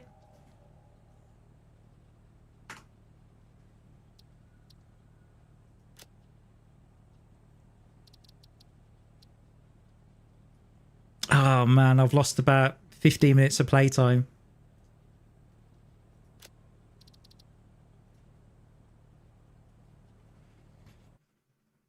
Okay, so I'm having to go.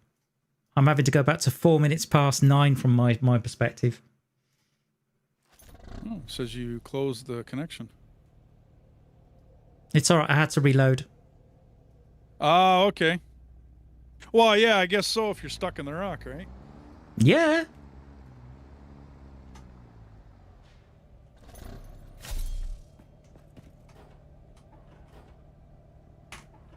Oh, darn it. I've got to go shopping again.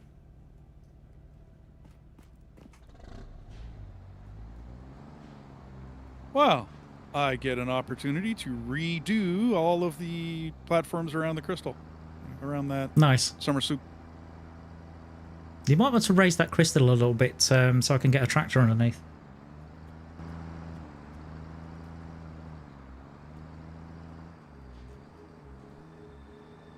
Because I think I need to turn right to avoid the rock that swallows me.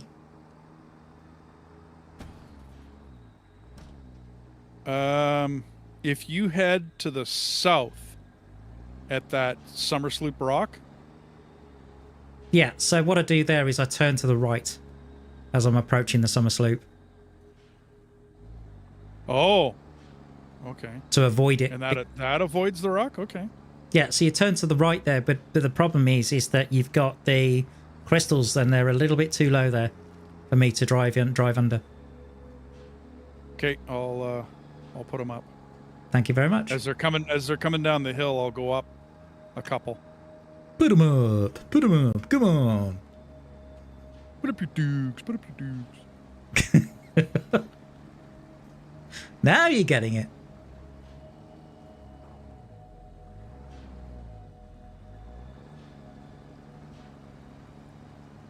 See, we're starting to merge onto the same wavelength now. Uh-oh. What? What do you mean, uh-oh?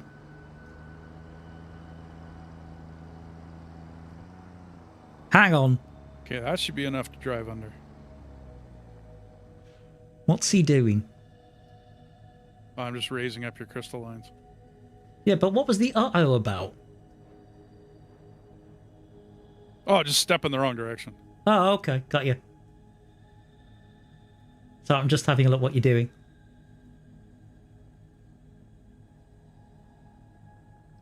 I'm going to raise these up by 2. That way you should be able to get in and around them, right? That's without cool. Too much trouble. And then we don't need the whole place covered in as much as I had. As much foundations as I had. I can't see that.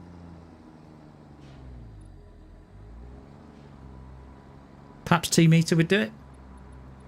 I'm just doing 1 meters. Oh, okay, cool.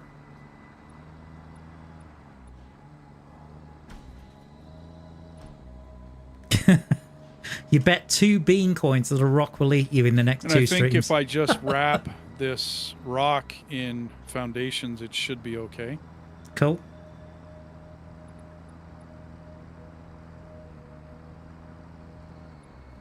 Cuba's betting me 2 bean coins that a rock will eat me in the next 2 streams.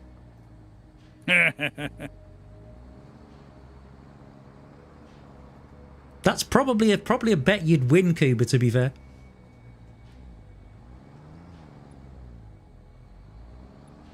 Also, he was asking me about games planned for my channel and about games planned for yours.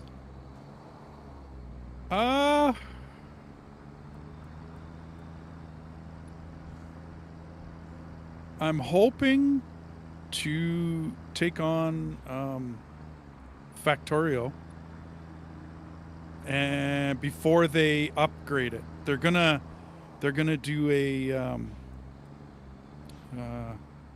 part 2, like a Factorio 2, and that plan is about a year down the road, and so Gotcha. A full Factorio should take me about 6 months of YouTube production, playtime, and whatnot. It should take me about that long to do one. So I was thinking of tackling that. I'm trying to remember the name of the game. I think it's called Enshrouded. Was one that I was going to tackle. Green Hell is gone. What's the other one? Life Not Supported. We're probably not going to do anything on that one for quite a while. Because we've run out of, it's right at the end of the game. Like it's an indie studio game. It's a single creator. It's Raft for Space. It's a great game. But it's, and single developer games take a while to produce. It's one guy working on it. It's like Hydroneer. It's one guy working on it. That game is now 3 years old, and it's got quite a bit to it, and he's working hard on it, and I've got no complaints whatsoever. As far as the what he's done and whatnot, no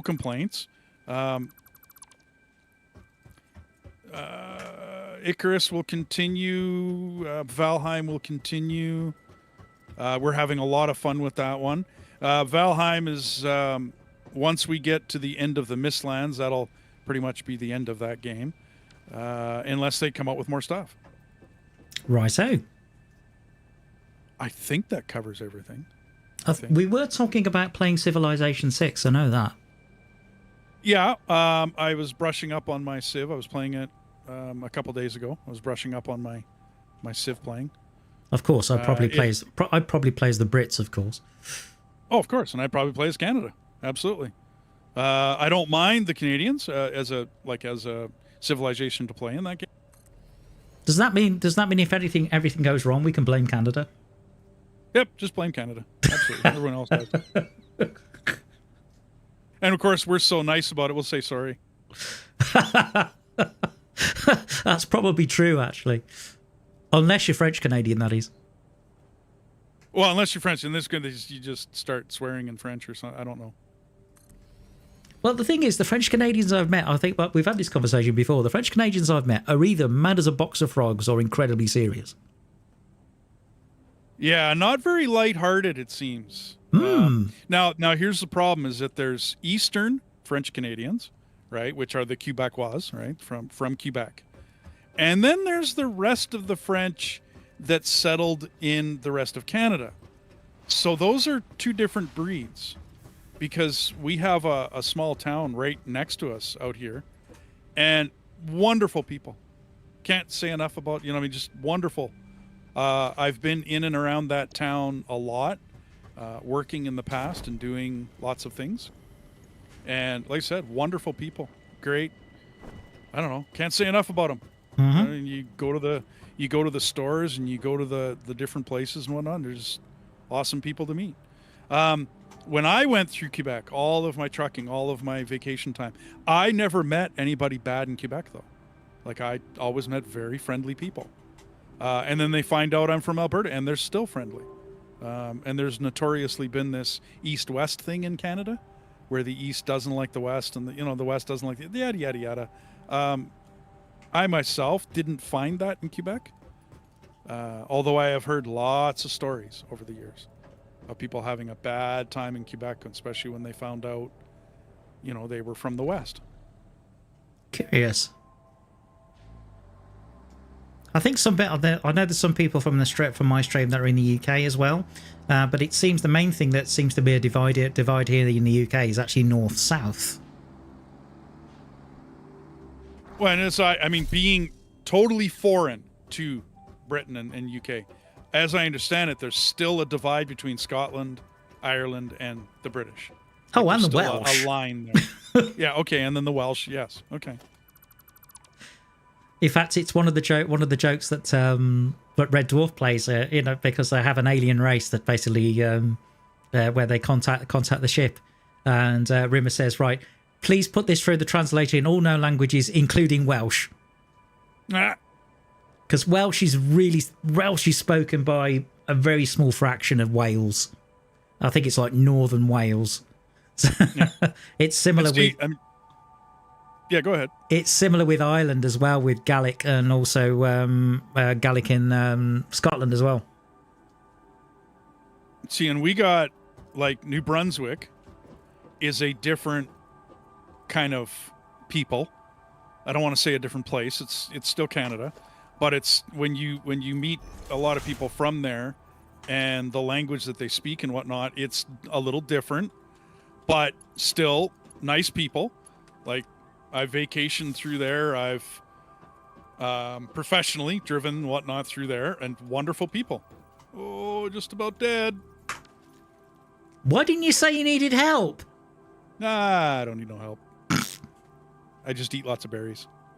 I'm taking out those stupid bugs right where I put the yeah, I can see iron lines through. Nom nom nom nom nom. Yeah, no doubt. And now I'm going to put some foundations down because obviously this stuff respawned. Oh, brilliant. You could have said something. What would have come to your rescue? Oh no, I'm good. I would have been like the cavalry in most movies where they turn up with everything and you've already won the battle.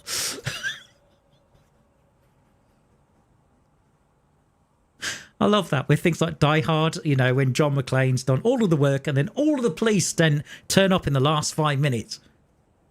Yep. You think, guys, yeah, where were you?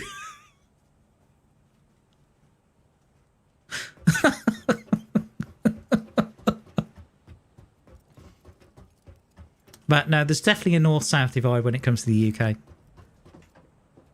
Yeah, and there is definitely an east-west in Canada.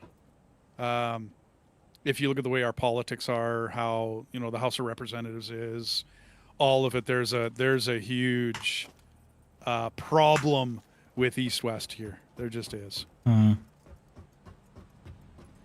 think with the US, it's mainly the flyover states where the problem lies. It seems to be very focused about on the East Coast and the West Coast.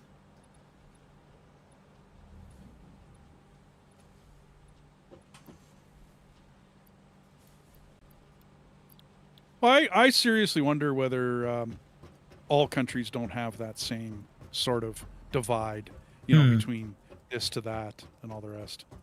I think there is something about that. Yes. I mean, in my case, I'm in the Midlands, which if you speak to people in the South, don't believe exists.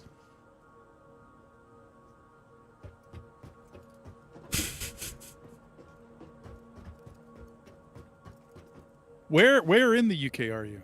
I'm in Birmingham in the Midlands, so I'm in the second largest city. Okay. I had one of my grandkids went back to England. My daughter-in-law comes from England. Okay.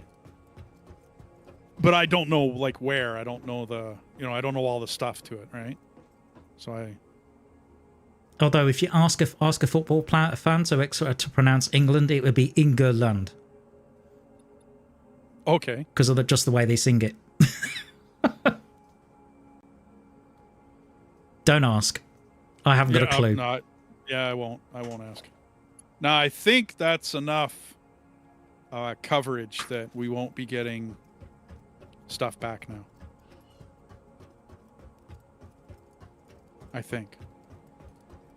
Like, I've cleared out all the bugs that were up on top of that. There was like, what, a well summer done. sloop up there. I'm sorry, that was the Mercer Sphere. Yeah, there was a Mercer Sphere up there. You must take this article. Comply. No! I shall not comply. Yeah, no doubt. We shall fight you. We shall fight you in the beaches. We shall fight you in the hills and in the streets. We shall never surrender. Probably one of the greatest Britain who ever lived.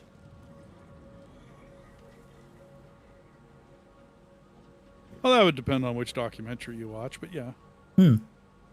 Although apparently, you know that slur that he had in his speech? It was actually a piece. It was false teeth, and he actually had it purposefully so he'd have that slur. Purposefully, okay. What was that? Like, why? I don't know. Maybe he liked it in his speech. I don't know. But yeah, it's one of the weird things.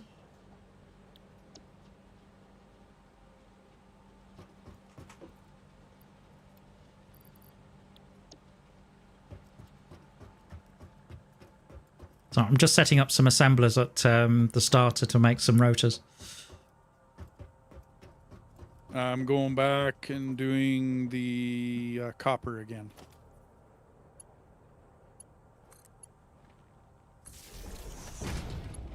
Oh, it's copper again. Whoa, it's copper again.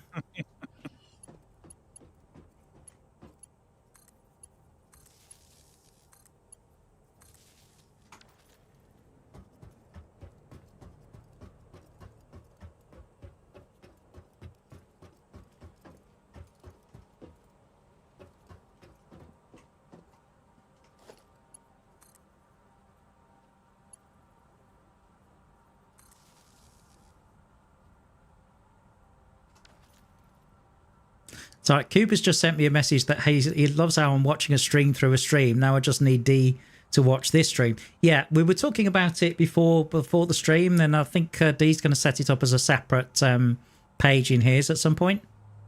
Yeah. So that, you know, every time he joins the stream, he can do that. He can just literally click a button and there it is. Did you go for a stream deck in the end or not? I do have one, yes. Cool. So I literally have a little button on my bottom corner. It's got D stream.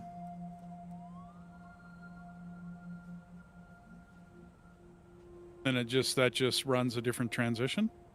Well, all I've done is I've taken your browser link for this stream and it shows you the full page. Okay, cool. If I cropped it correctly, I could actually run it on my main in-game in the bottom right-hand corner and literally have a little text box with D's view. Oh, okay, there you go. I could do that. See, and I'm thinking I can put you up on the upper left where the experimental build kind of ribbon is. Yeah. At an angle there. I can put you up there. Because my chat sits off to the right. My camera's down at the bottom. You know what I mean? And I don't know whether I'll ever get a green screen. I don't know. That's up I don't to know you. whether I'm ever... Well, I mean, I've got this great gaming room background thing going on. And, I mean, I guess I've never mentioned it to my channel, but I'm on Board Game Geek with 574 registered games. Wow. So, yeah, I'm quite the board game fan. And I've been collecting board games now 47 years. I've been collecting board games. So you're a bit of an expert at rolling dice. Well, I mean, all sorts of different games. You know what I mean? And chess. I loved chess as a kid. I don't play a lot of it now because nobody wants to play me. What's your ELO? My ELO. And I'm not talking electric light orchestra. See, now I've never played chess like online. So what's an ELO? I'm sure that's an acronym. It's a rating. Oh, see, and I've never played for a rating. Yeah, because basically if you play, because I play on chess.com. Oh, well, I'm going to have to check that out. I play on chess.com, and basically an ELO rating is almost like it rates you against other players, and as you get better, you get a higher ELO rating. But mine's kind of, it's not quite elementary, but it's more like a beginner rating. It's around 800. A competent player should get around 1200, apparently. And the Grandmasters are around 2400 plus. Whoa. Okay, well, at one point in time, I was in the chess club in school. And all the nerd clubs, the computer club, chess club, all the rest of that fun stuff. And the math club, of course. And I read and studied chess books back then, and I have not done so in 30 years. So will I remember it? I don't know. Like, will it all come back to me? I don't know.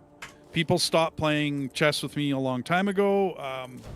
A buddy of mine challenged me to a game, and I'm like, yeah, sure, no problem. Stomped him pretty quickly because he was just a bad player. Nothing against him. He just wasn't a very knowledgeable player. And then I picked up, it sits over there. It's a game called Terrace.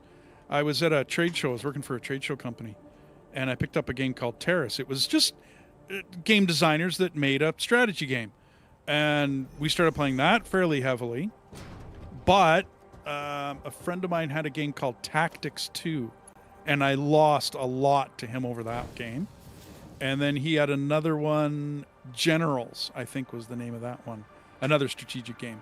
And I lost quite a bit to him over that one. But I would win against him on chess. Okay. So that gives you a...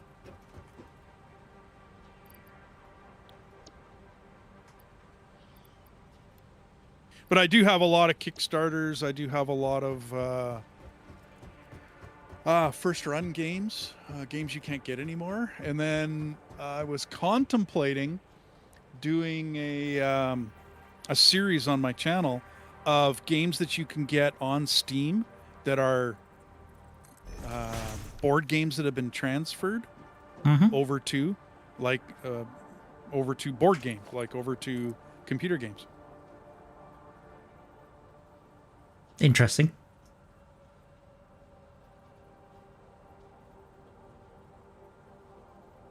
I mean, I have a lot of fun with Wingspan when friends come over. You know what I mean? And it's really good. I find it to be a nice couples game. It's not a party game, but it's a couples game, you know, where women enjoy it, right? Rather than it just being like a guy's kill everything game. You know what I mean? And you can play that one on Steam. So I was thinking, and I got a couple friends that like playing Wingspan on computer. It's the whole reason why a system like Roll20 works. Yeah. You know what I mean? It's because you can't get everybody to travel, and you have a wider range of players if you play online. You know what I mean? Like if you get everybody together on an online scenario, and then it's a lot easier to get them to play. So Gotcha. I find the computerized board games work the same way. Scythe is an awesome game. That's one of the games I started painting, was for that game. That's why I got into painting figurines and miniatures and all the rest of it, because I just enjoyed that game so much. And then I picked up the digital edition, and although they don't have all the expansion packs in the digital edition, I still enjoy playing that game online. I still enjoy going over to a buddy of mine's place and playing it, you know, pulling that game out of the box. I have an old version of World of Warcraft that we play once in a while. Gotcha. Actually, I think that one's in the background. Yeah, it is. It's over in the background over there. Same with StarCraft. That's another one they're fun to play. They're just fun games. I never knew there was a board game version of StarCraft. Oh, yeah. You can't get it no more. I mean, it's a collector's edition now, but still a good game. Wow.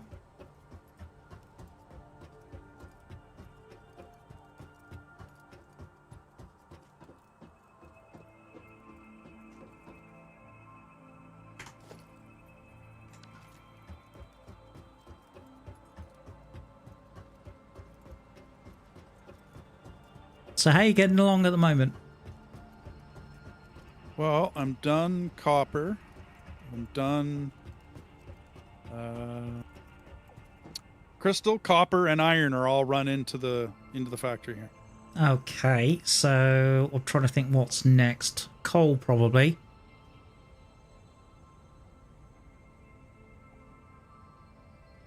Although what you can do with coal is, you know, you've got the main bus coming in. Yeah.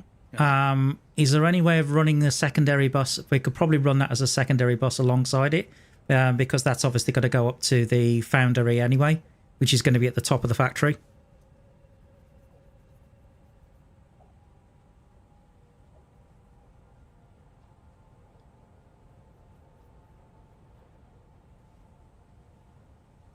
Because I think I discovered 4 normal coal nodes.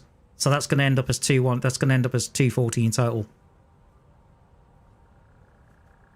Okay, so those 4 normal coal nodes, are you going to make... Is that for power at all? No, it's for steel. Okay. That's going to go straight into the... that's going to go straight into the foundry. So, if I can adjust your thinking, those 4 coal nodes are sitting right by a big pool of water. But down the coast to the south, it's a bit of a distance, there's 2 coal nodes down there that aren't near any water at all. Right. So that could be brought in and take care of all your steel production without a problem. And then you're not taking away from that pool that sits, because you know what I mean, there's the waterfall and a big huge pool that sits in that area, to it would be the east of your main factory. And yet we can run those 2 coal nodes, because I don't think you're going to need much more than 2 coal nodes to run your steel. I can't see it. I think steel basically I'm going to end up with, I think it's 4 foundries, which is going to take 270 coal. No, 6 foundries. Okay, so that sounds better because they're 45 apiece. Yeah, the 45 apiece, so that's 90, 80. So basically I'm going to get it up to 270. Okay. Is the general idea. So that means if you find enough coal to run, so basically to bring in 240, then you've just got to overclock 1 miner. Yeah, like, so, I mean, whichever way you want to do it, it's doesn't matter to me. Well, I mean, I found those 4 coal nodes because they were relatively close to the base. Otherwise, it's going to be a case of obviously bringing it further. I mean, I don't mind either way, as long as I get the coal into the base on basically brought in on a belt. Yeah, once it's running, it's running. Exactly. So entirely up to you. Oh, guru of Satisfactory. Yeah, well, I'm always one for what would you call it? Oh, you don't have fuel hooked up and set up on a... Okay. So I'm going to put this... I'm just emptying myself out at the main base here. Oh, okay, got you.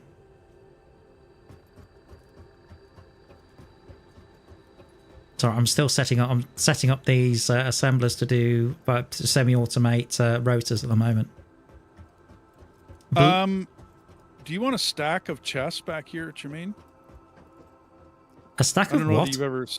Okay, so if you ever look at my main base, I do a stack of 4 chests all stacked up and sitting inside a stackable conveyor pole. Are you talking about the storage containers? Yeah, the personal ones. Oh, those. I generally keep those by the hub. That's what I mean. So right next to your hub, I can put a stack of 4 and then 2 rows of it. I tend to do. So I tend to put because I've got obviously there's the one in the hub. There's 2 there already, so I tend to keep them side by side and do a line of them. If that makes sense. Oh, I see. No, I see where you're at. Okay. But yeah, if you want to put a couple more in, that's fine. Have at it. Well, I'll tell you what. On the west side of your hub, I'm going to have fun. Ooh. I'm going to be intrigued. Okay, so you're not allowed to watch your stream for a second. Dum, dum, dum, dum, dum.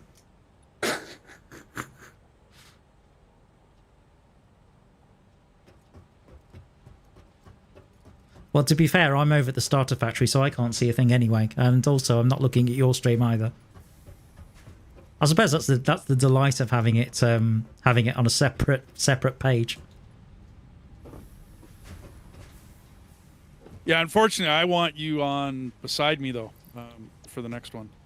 Right now, I got you way over my shoulder, and it's a little kinks my neck to go look at it. I don't know why. It didn't really dawn on me to think of actually watching your stream. Oh, there you go. Then you got to try and figure out the audio issue. So what I've had to do basically is mute your stream through Windows. So that means when I go to your stream, there's no audio from it. Okay, well, I mean that kind of makes sense. So that you'd have to do it that way.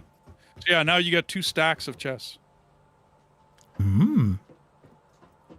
Keep them or delete them, whichever way. Gotcha. But I got a bunch of grass and wood and whatnot that I've been, chainsawing. So. Well, to be fair, there's actually storage containers with those. Oh, down the line there is? Yeah. How about flowers? Petals, yes. And mycelia. So your mall is all set up then. Yeah, I never actually got any mycelia. Oh, that's interesting. I just didn't chainsaw the right thing. It was all bush. I'm sorry. Yeah. The innuendo. That was on purpose. Yes, it was. Nice.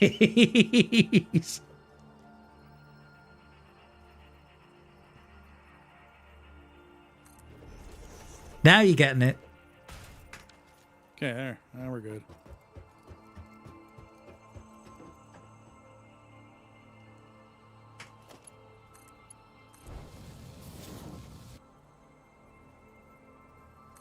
Ladies and gentlemen, do you believe Dee's actually getting the hang of a British sense of humour?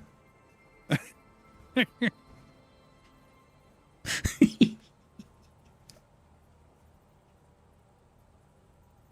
I gotta sit up here for a minute. I gotta get a new mic stand as well.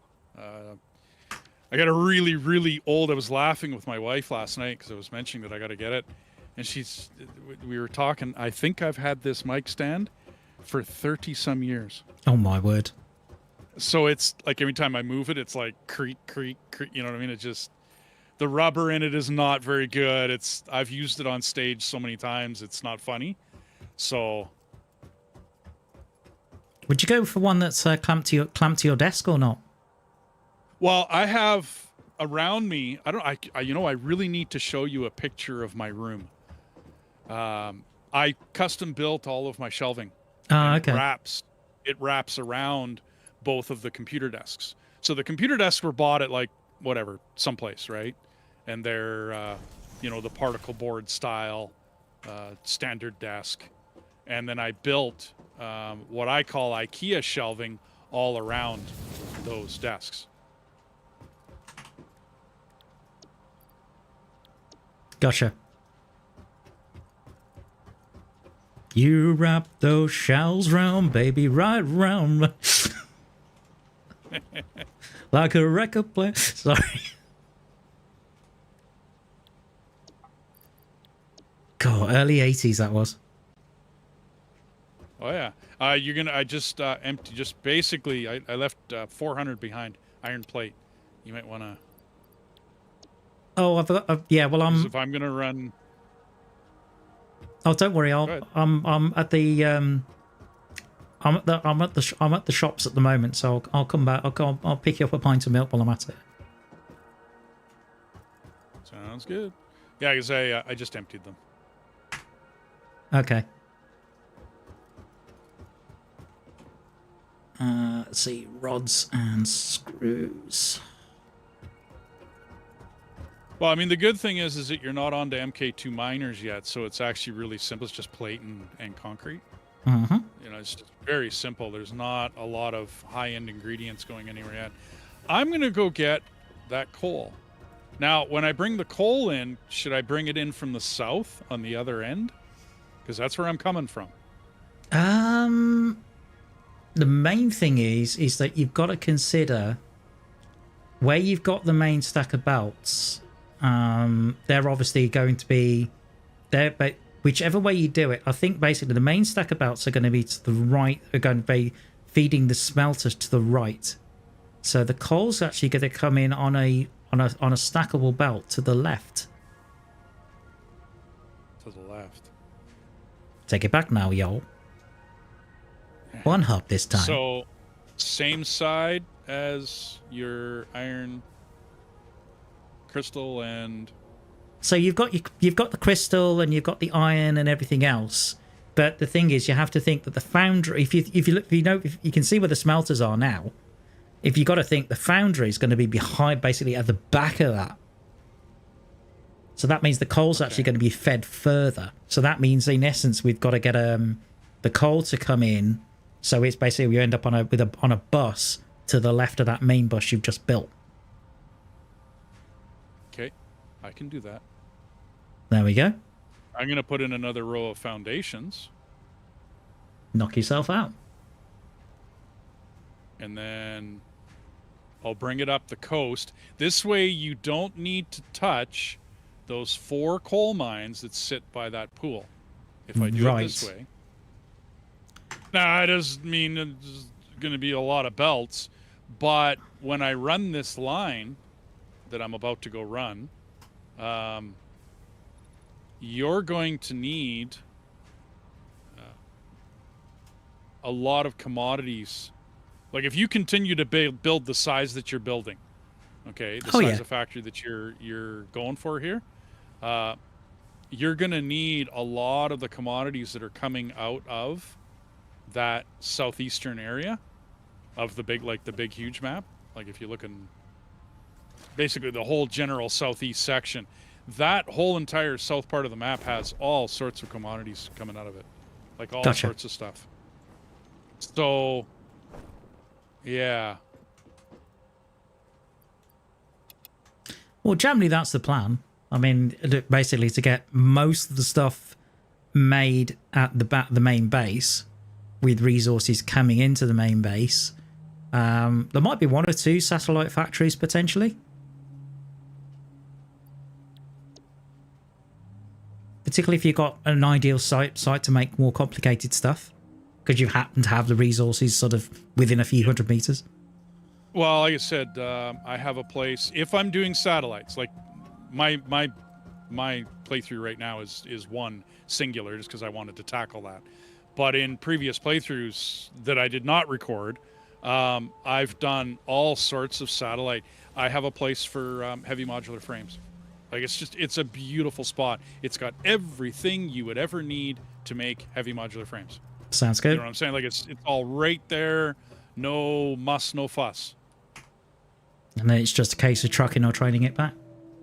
Yeah, yeah. Well, in that case, I train it, right? Like personally, later on, all of this, like this entire coal line that I'm about to go get, this could all be trained later. Once you get trains and you get that all running, this could all be trained. Got it. Because yeah, this is a bit of a distance.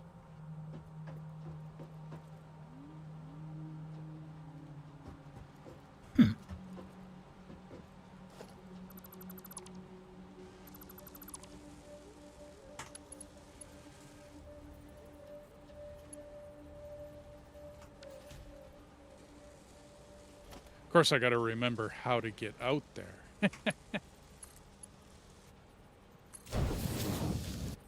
Why, didn't you buy an Atlas? Nope. I'm sure they're selling a Satisfactory Atlas at the petrol station. It'll be fine. Yeah, no doubt, eh?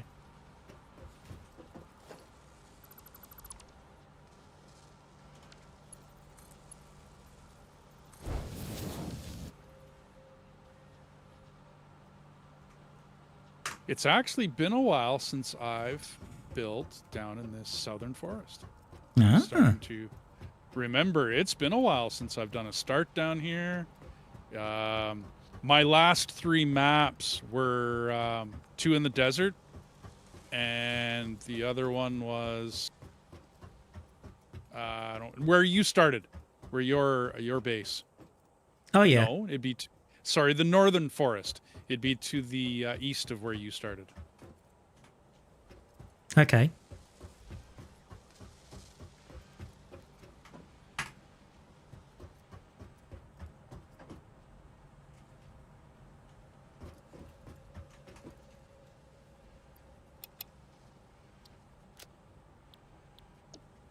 Oh yes, you did say you needed plate. Hang on.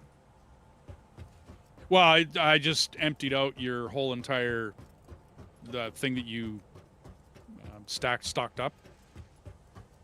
The entire container? The entire container, you bet. Wow.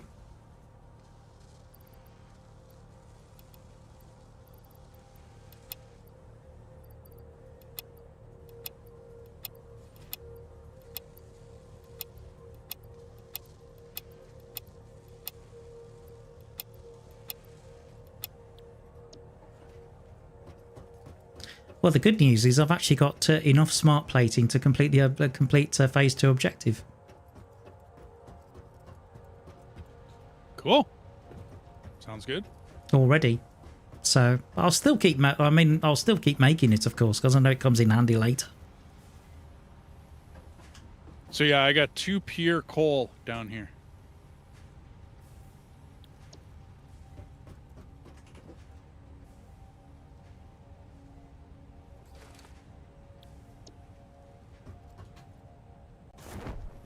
Good grief, you're clearing me out of smart plate here, out of plate faster than I can make it at the moment. Well, that's why I don't build an MK2. I just don't.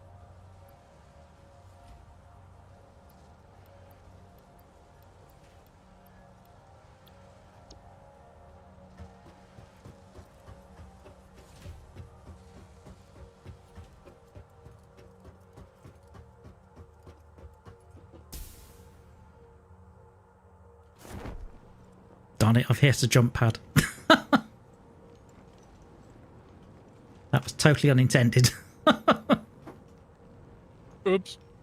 Were you in the truck or out, though? I was out of the truck. I was trying to get to the truck.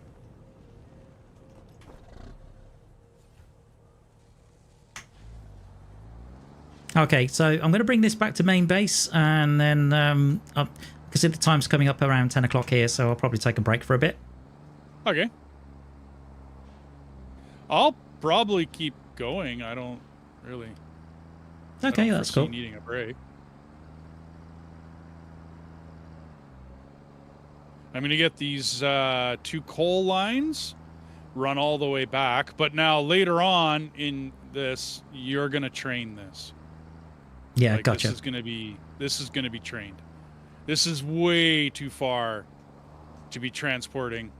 But my next mission, and I'm hoping to get to it in this, is to build you a power plant. Oh, nice. Out at that that pool.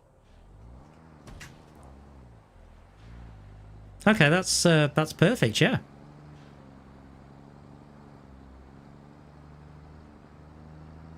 Because I'm gonna need a lot of power anyway. I got you. Well, yeah. I've always wanted to stay ahead of the power. Like I hate running up against my power. And this whole, like if you look on the map where I am right now, okay, this whole southern edge of this landmass is just stuffed full.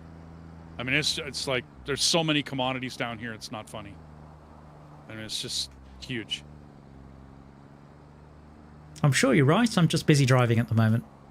Oh, that's all good. I'm like I said, I'm basically southern edge of the whole entire landmass. Uh-huh. So it's off into oblivion south of me. But this whole edge down here, it's just resource after resource after resource after resource, man. It never ends down here. By the way, did you know you abandoned a tractor over here? No, I got mine with me. Okay, well, there's another tractor right by the water extractors. Oh, not mine. That's yours. Okay, maybe I abandoned it there because I've... Okay, so we now have 3 tractors and 2 people. It's all good. So we've got a spare one just in case we lose one. Bit like that. I'm having trouble dodging pigs. Oh, for Pete's sake, you're not in trouble again.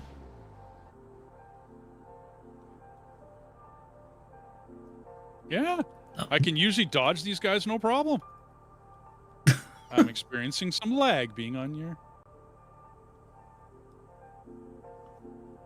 Do you need a hand over there? Oh no, these guys are a joke. They're not when I try and tackle them. Oh yeah, no, these guys are a joke. It's not the big boys, you know what I mean? Like you start talking about the big guys, yeah, they're a hassle. Or if I get 3 of them and I can't dodge them, you know what I mean? Like if you're up against a multitude of them and you can't dodge them, then yep, there's an issue. Oh, definitely. In fact, I need to make some shorts out of that. I had a battle. I think it was one of the streams where I had a battle with 2 small hogs and a big one. Yeah, basically that took 3 attempts to do. I gotcha. So it's almost, it's basically, I could call it the Hog Wars trilogy. If there wasn't such thing as copyright, I'd set it to Star Wars music.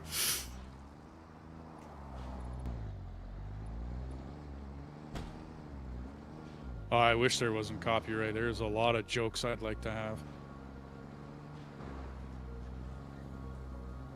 But the thing is, I mean, I know there's schemes now where you can actually license copyrighted music, but the problem is a lot of it is in the pop charts. It's not sort of soundtracks or TV shows or anything like that. Yeah. There's actually the one game I had to shut the music off. Otherwise, I was getting copyright strikes and notifications on my channel. Good grief. And I mean, I would get a message that said, "Oh no, we're allowing this. You go right ahead." Then why do I get a warning, and why do I get? So yeah, I just shut it off, and then the issue stopped. It's funny because I had a couple of streams where, because I know Total Eclipse has done some SAP music, and they said, "Oh yeah, it's totally royalty free and everything else." Yeah, I got content ID'd. Yeah. And normally it was some obscure artist that you'd never heard of. I mean, don't worry. I mean, I basically I got the ID claims released. It's just going through the hassle. Yep. And I'm thinking, nah, it's not worth it.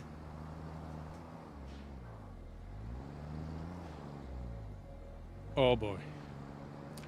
Oh, what now? I totally missed what I was jumping towards, and I fell down a very, very small hole. How small? It's been a very long time since I've been down in this cave.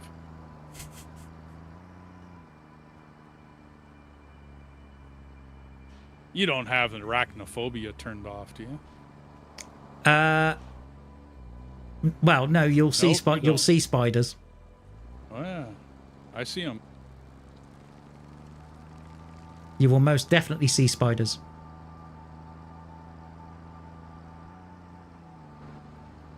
For the reasons I explained to people the other week.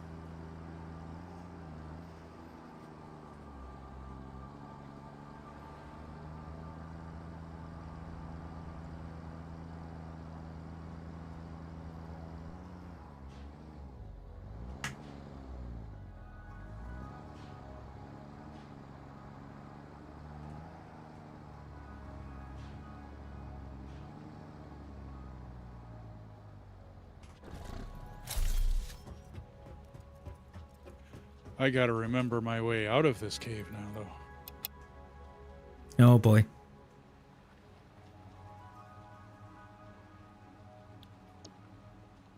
It's been a very long time since I've been down in here.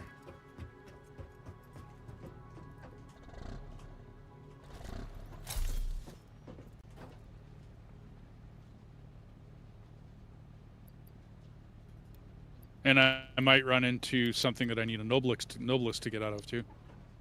Yeah, you'd have to research one first. Yeah, that's what I mean. I might run into that on the far end of this. Nope, I'm out. Okay, I'm good. Excellent. It's been a really long time since I've been down in there. It's out of all the places that I could have jumped and missed, I hit like a sliver where you can fall through and then get down into that cave section. Mm-hmm. I usually end up identifying it, finding it, and then covering it up with foundations, just so I don't end up falling down it. Okay.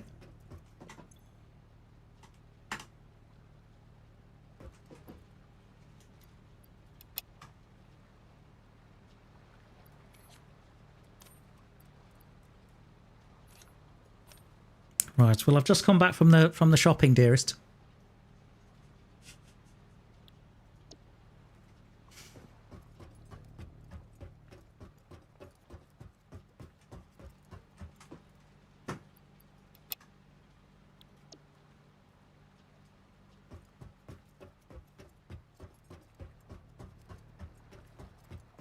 Okay, let's feed in these. Let's feed in this smart plating. Let's see if I can go find it and fall down again. Really? Why would you do that?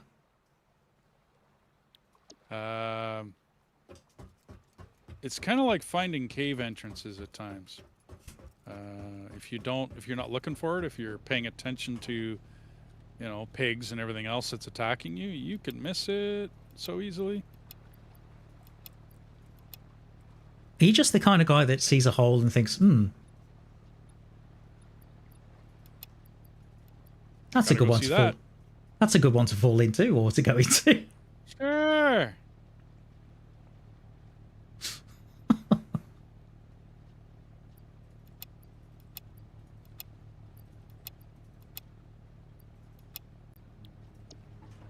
Okay, I'm just playing Postman at the moment.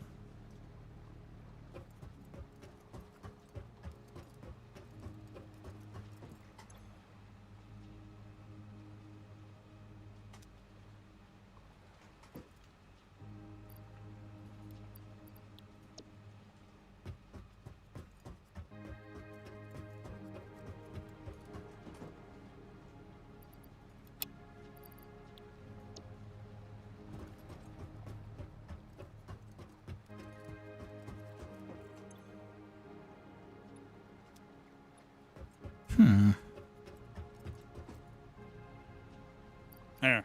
Found my hole and covered it up. Good for you. Well, yeah, if you... it's like I said, out in the middle of the book, it's a sliver of hole that you can land in. Okay, so you found a hole surrounded by bush. Well, if you just kind of pop over for a second and look. I'm sorry. I foundationed it. Did you? What I was trying to do is, yeah, of course, I foundationed over it. But it's this little tiny sliver. And I was trying to jump up on this cliff that I'm on. Yeah. And I ended up not making it, and I fell down that hole. And down there's a cave, and it's quite the extensive cave. So, interesting. I'll say. I think that woke Rod up in the chat.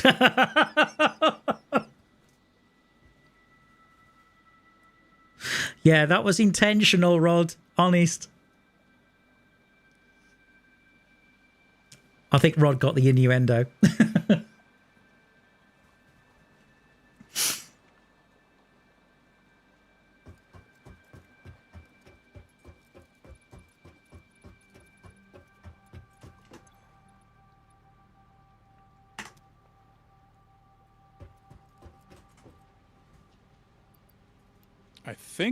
Yes, I found my coal mine. Hoorah. Well done.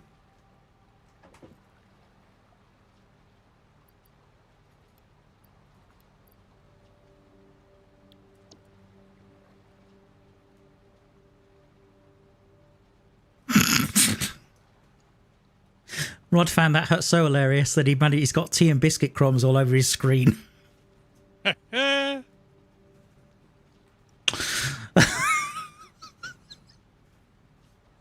Oh, you poor soul, Rod. I'm not buying you a new screen. Forget that. I didn't make it want you to make you to spurt out your tea. You know, that's your fault.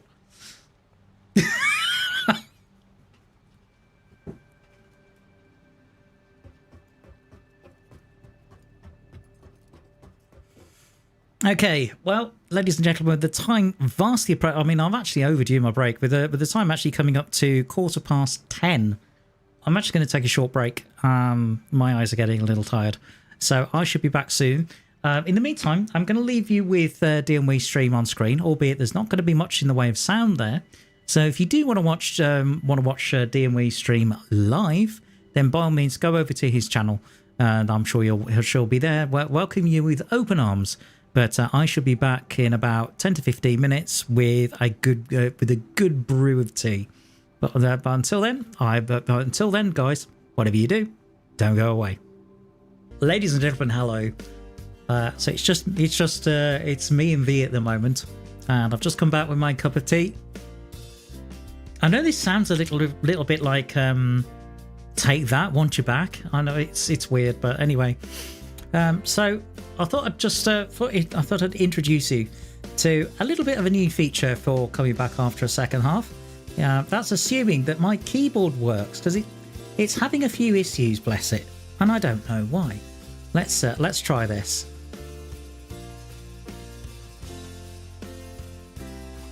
because I loaded this up earlier. Okay, so this is a slightly new feature. So what we're going to do is we are going to do on this day in history.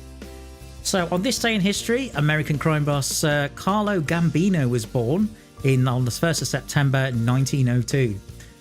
Also, this is the anniversary of the German invasion of Poland in 1939. A lethal compilation of German blitzkrieg attacks, French and British activity, and Soviet perfidy doomed Poland to swift defeat after Adolf Hitler invaded the country this day in 1939. On this day in 2004, Chechen rebels seized the school in Belsa, North Ossetia, Russia. The siege, which ended 2 days later, resulted in the deaths of more than 330 people. In 1985, on the 1st of September, in a search led by the oceanographer Robert Ballard, the wreck of the Titanic was found on the ocean floor at a depth of about 13,000 feet, which is about 4,000 meters. And who else? Oh yes, 1972, Bobby Fischer beats Boris Spassky to become the first native-born American to hold the World Chess Championship. So there you go. That's on this day in history. If you want me to keep this segment, then by all means, just let me know in the comments, and I'm more than happy to. But let's get back in the game, shall we?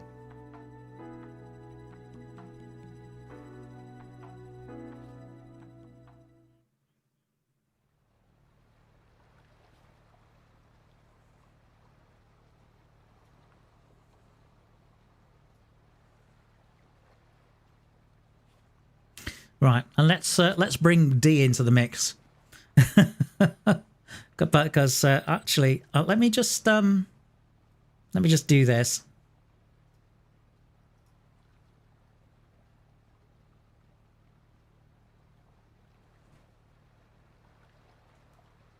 Well, I hear it's a challenge, and I just never. We'll find space. I played unmodded Factorio for 21 or 22 maps, basically full playthroughs on each map, right up to launching and then a lot of times beyond. And then I started to goof around with mods, and I did like 6 or 7 maps of modded Factorio since then. I gotta figure out which way I'm going here. Meanwhile, hello D. I'm back with a nice cup of tea, and I'm ready to go. Good. One of my channel subscribers joined us. Yes, I saw. Bionic Arts, hello, and welcome to the stream. This is T-Bone here with basically, as you can see, we're simultaneously broadcasting. You can quite happily come over to my channel if you want to take a look at my perspective. I'm currently at the main base at the moment. I can see Dee's been really busy with belts.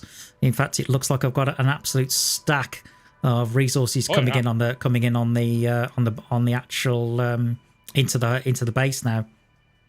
I mean, that's quite a bus. I mean, that's more than a double-decker bus. It has to be said.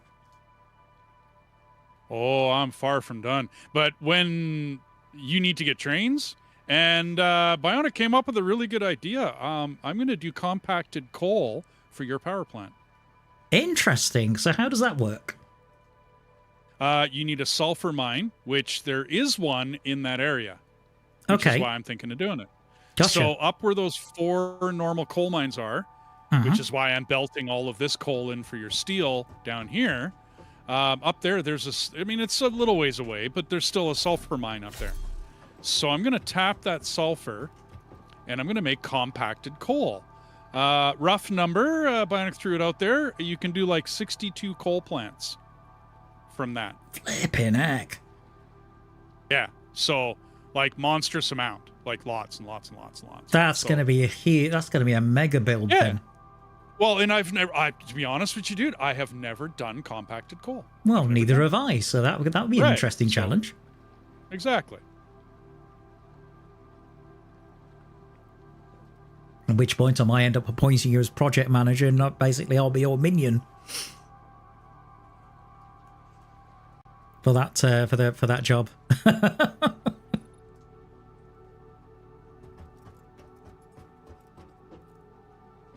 getting there though. I'm getting back to your main. Okay, I don't have the belts with me right now, but I'm just running power. so I can make sure I get my proverbial shtick together as far as where I'm going. Meanwhile, do you want anything from the shop, dearest? Nope, I'm good. You sure you don't need any steel or anything? Or iron plates or Well, iron you rods? brought a bunch back. Yeah, you brought a bunch back to the main base already, didn't you? Yeah, I did bring some back, but I can always bring more. I should be okay. We'll see when I start actually running the belts. I'll tell you what. I'll jump in my tractor and I'll go over there and get some. Well, I mean, I'll put them to use. I mean, once I start the power plant, that's going to be another, huge. Go that way. That's going to be another huge draw on plates. But yep, we no need kidding. to get the coal. I do steel as fast as possible, so that I can start building MK3s.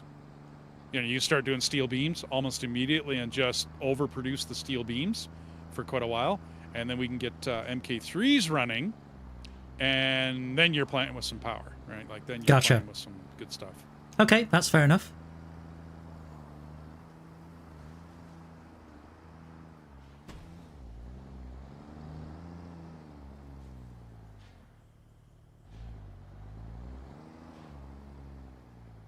Factorio trains are way different than these.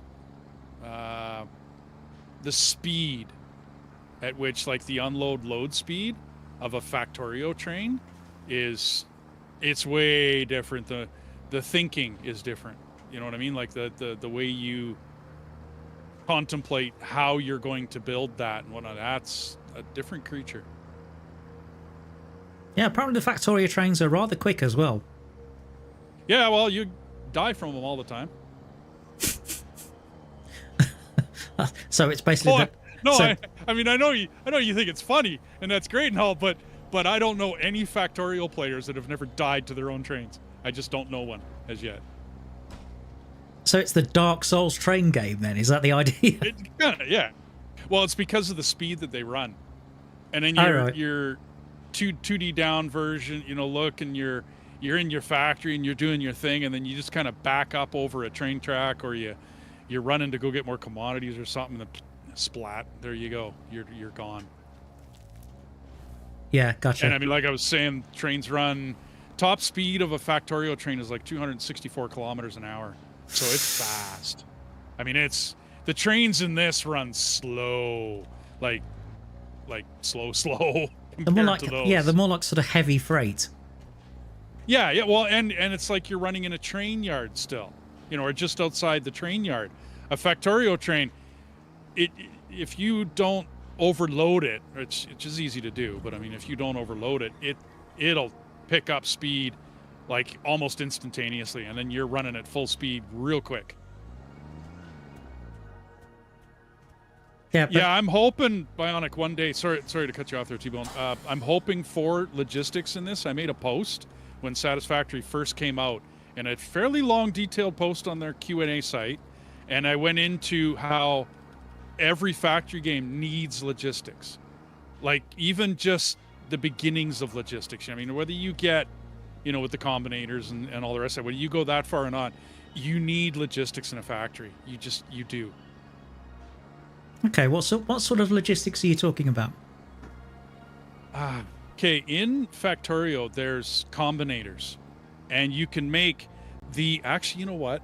I should look it up and post it to you. Long time ago, I was surfing YouTube, and I didn't know what Factorio was. I had no idea. And hang on, I'm going to post this because this is just too cool.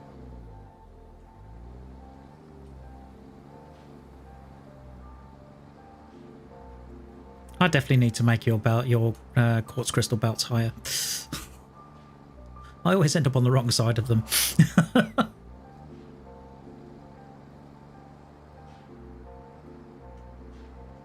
Okay, so there's a YouTube, whatchamacallit, that I posted to you. Yeah.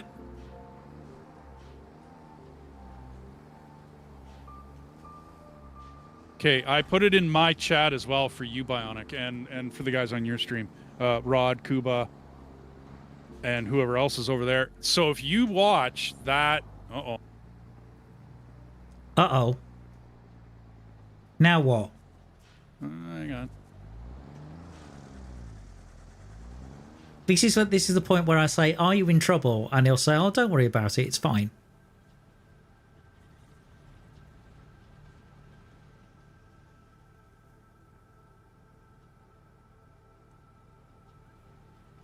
Well, I haven't lost the stream. Oh, that's sort of a oh.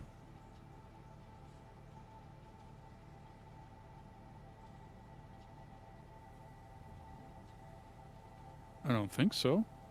Hi, Andy. How you doing? Okay, no, we're good.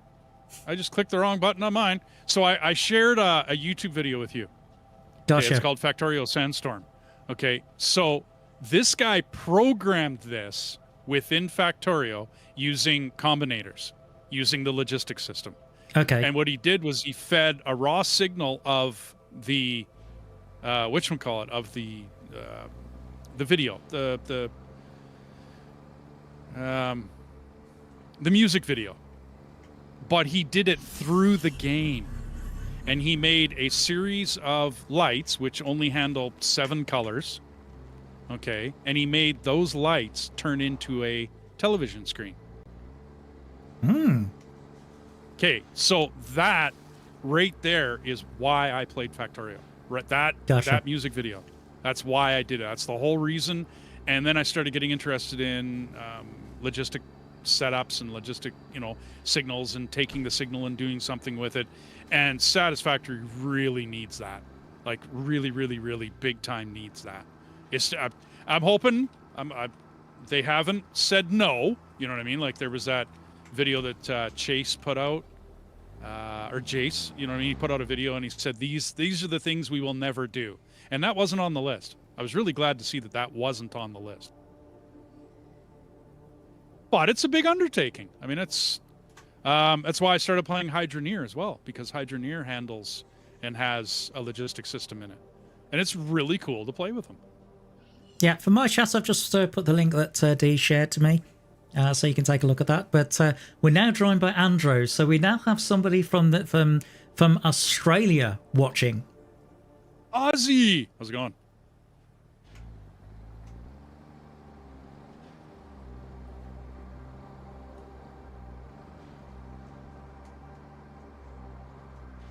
And we're not talking Ozzy Osbourne either. Even though he's a local lad to me, because he's from Birmingham. So I think he was actually lived in Aston, which is pretty close to the city centre.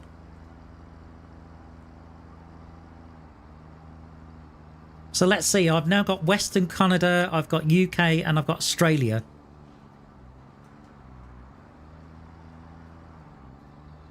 I think we're pretty much covered for most time zones, to be fair. Yeah, we're pretty much covering the planet right now. That's yeah. Cool. Actually, where are you from, Bionic? What part of the world do you hail from? Yeah, I was just wondering where Bionic was from. And yes, that is wild. That music video, like I said, that's why I started playing Factorio. That's why I got into factory-style games. And any game that has a logistics system in it, basically. Which is why I started playing Hydroneer. I liked Astroneer, and I thought Astroneer was really cool, right? Because it's a cool game. There's nothing wrong with it. But then I thought Hydroneer and Astroneer were the same person. They're not. But then when I looked at Hydroneer, I noticed that he had logistics systems. And I'm like, okay.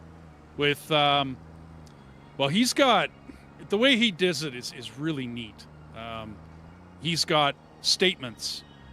Basically kind of an end if statement. If this is greater than this, then put out this signal kind of deal. And most of his run off of a 1 or a 0 signal rather than like a Factorio that can run off of hundreds of signals. In answer to your question, Andy, he's actually gone to bed. He's got to get up at 20 past 4 in the morning. But yes, welcome to this simultaneous broadcast. The voice you're hearing is D from Movietools.info. He's actually based in Alberta, Western Canada. and he's got about 230 subscribers. He's a bit. I got to put your stream in a little better position. I got to look like turn right around and look over my shoulder to see what you're doing. I'm sure you'll figure it out.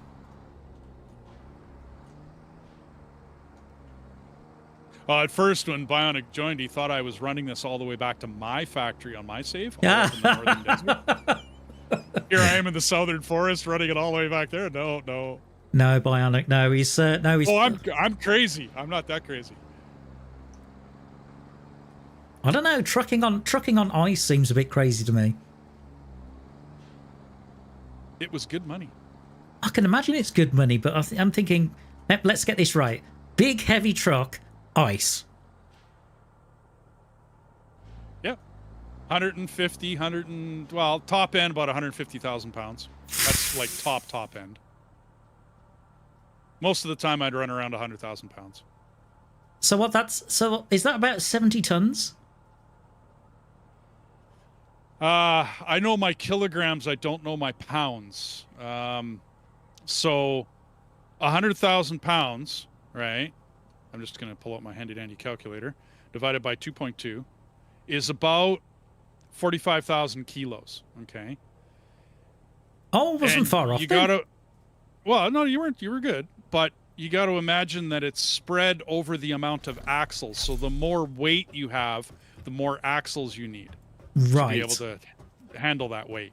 And so each individual tire, depending upon which, load and truck and trailer and setup and whatnot, you might actually be running less weight than some pickup trucks that are out there. Like a service vehicle pickup truck. It's running one of those big, I don't know what they do in England, but I know here, you know what I mean? They got a welder in the back, and they got huge cabinets for all their tools, and they're a lot of them run on pickup trucks with dualies, stuff like that. You're actually running per square inch on the ice. You're running actually less weight than those guys are. Mm-hmm. Gotcha. So if anyone on my stream, if you want to catch D stream, you can. It's Tboneisgaming. In fact, he's currently broadcasting live right now. The story I was getting into before with that Ice Road Trucker show. Yeah. The antics that those boys pull, you wouldn't be doing that you just wouldn't. You'd get your arse kicked off the road.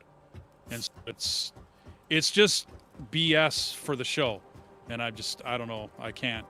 I mean, I like drama and all the rest. I mean, come on, I don't mind that, but I'm more apt to watch my wife's Love It or List It shows, which I really hate too, because every family they run into is the exact same family. The husband loves it and the wife hates it, and the designer always runs into the same problems every time, like they don't know. It's the same BS, right? It's the same with that Ice Road. It's the same. I don't know who watches it, but obviously some people do.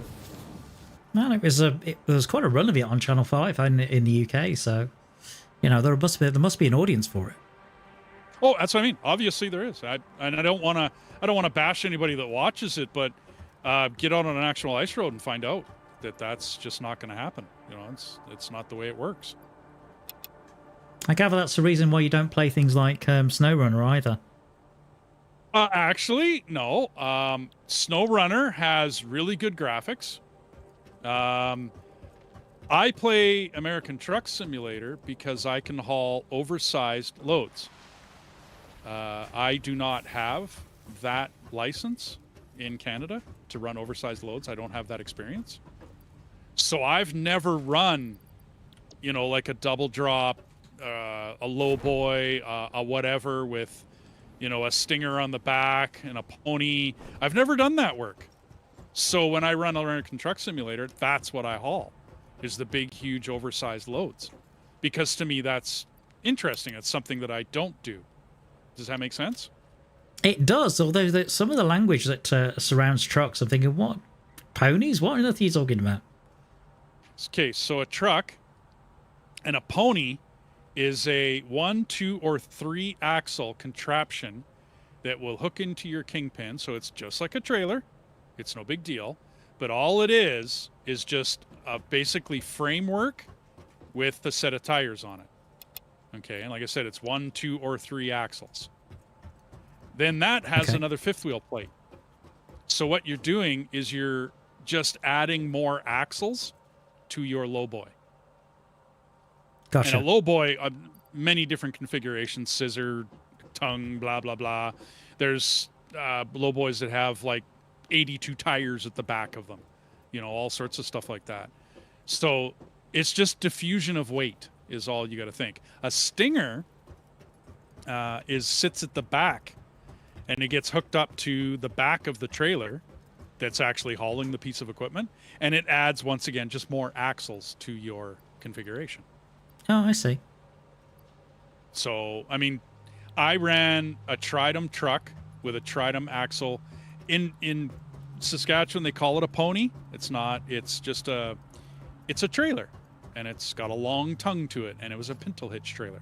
So it's different than a fifth wheel trailer. Mm-hmm. Hey, Andrew. Every once in a while, I'll back at your chat. Yeah. I'm probably really late with that comment. He was probably said that a while back. Yeah, he certainly did. Yeah, well, it's the same with me. I'm monitoring 2 charts, which is why I can see what Bionic's saying as well. Oh, okay. See, and I need that, like, on one of my 2 screens up here. I need to get you up here. Mm-hmm. But yeah, that's for next time. Next time I'll do that. That'll be. Well, yeah. I mean, for me, this is the first time I've ever done anything like this, so it's useful. It's useful to actually do this now and then figure it out. What we need. Yep.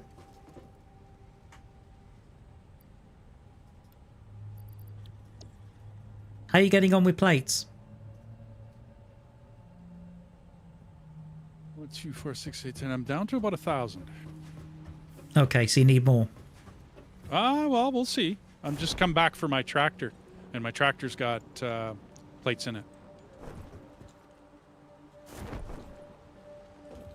Okay, it only had 400 in it. Because I'm feeding assemblers over here. Oh, okay, cool. Well, you got coal on the way. It's coming.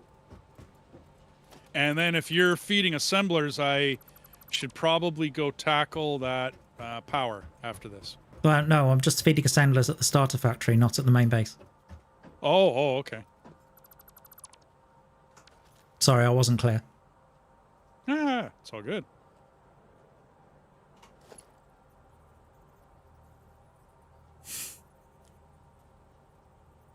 Coal is almost back to the main base. Nicely done.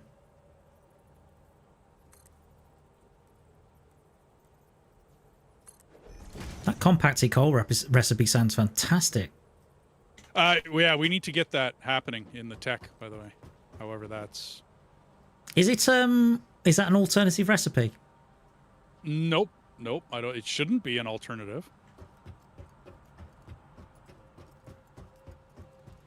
It should be in the hub as a tech, like as a how to say it, as a milestone tech. I'm trying to work out. Hang on, Andy said he's going to go to bed, but if you're in Australia, surely it's about 6 in the morning there. Have you been on a night shift, mate?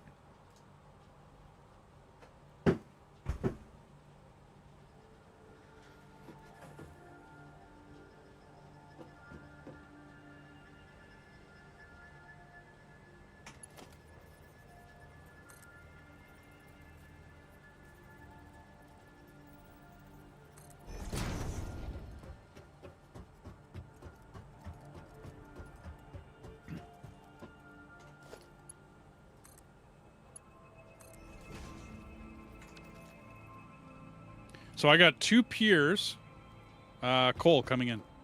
Okay. So that's 240. Yep. Nice.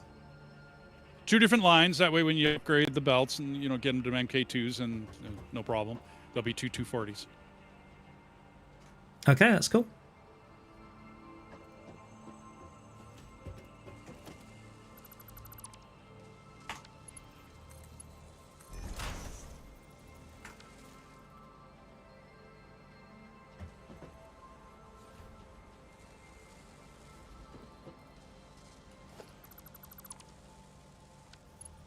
Me while having fun with belts over here.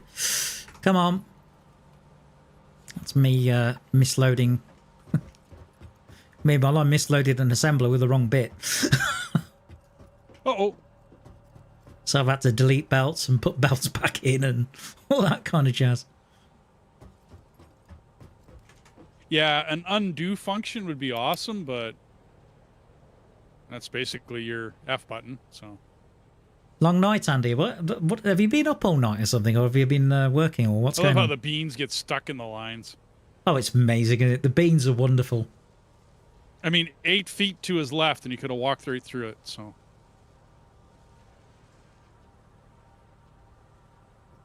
That's useful to know, Bionic, for D. Yeah, sulfur nodes, they are. Let's take a look.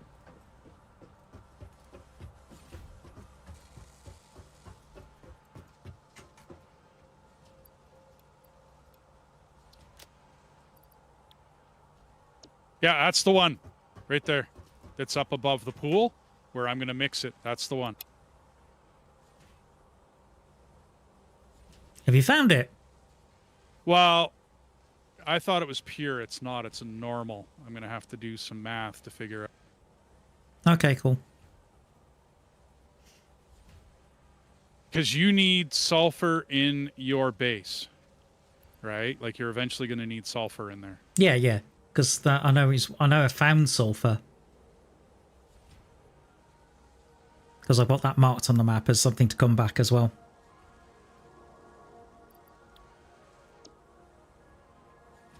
Yeah, but if you look at where these sulfurs are, so the one right by the pool and the 4 coal, I'm going to claim that one if I can.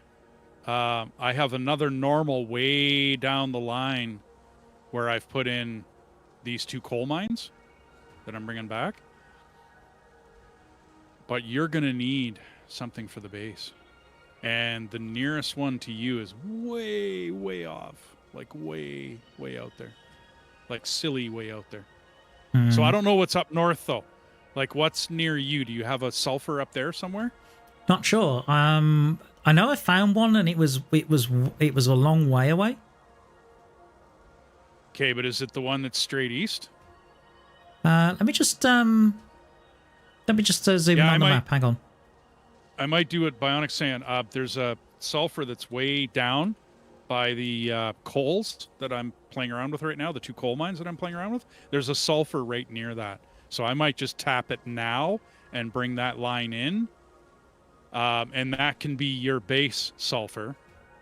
And then I have 2 sulfurs that I can play with. Unless I think I found one, and it was on a plateau. Okay, but where? Just wondering. I thought I'd marked it on the map, and it's not there. But I know it's basically it's on a plateau with a sheer cliff. If that helps. Yeah, see, I'm thinking it's the one right beside the coal that's going to be for the power plant. Okay. Well, I'm just wondering, like, if you put your V button now, if you scan for it right now, do you have a sulfur up there? Like in that northeastern desert or northwestern? I'm looking. So I'm at the starter factory right now. Yeah, I'm looking at your stream.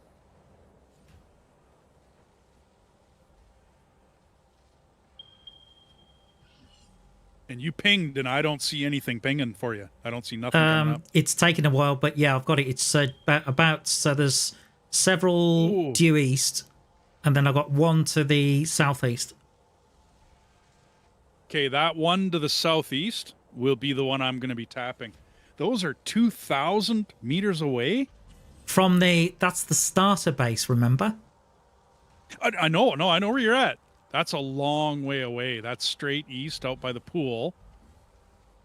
Oh, okay. Well, let me get this shopping run done, and I'll come back to the main base. do me a favor, ping it one more time for sulfur, and then bring up your map. I'm sorry to make this boring for chat for a second here, but Ping it, baby, one more time. okay, now go to your map.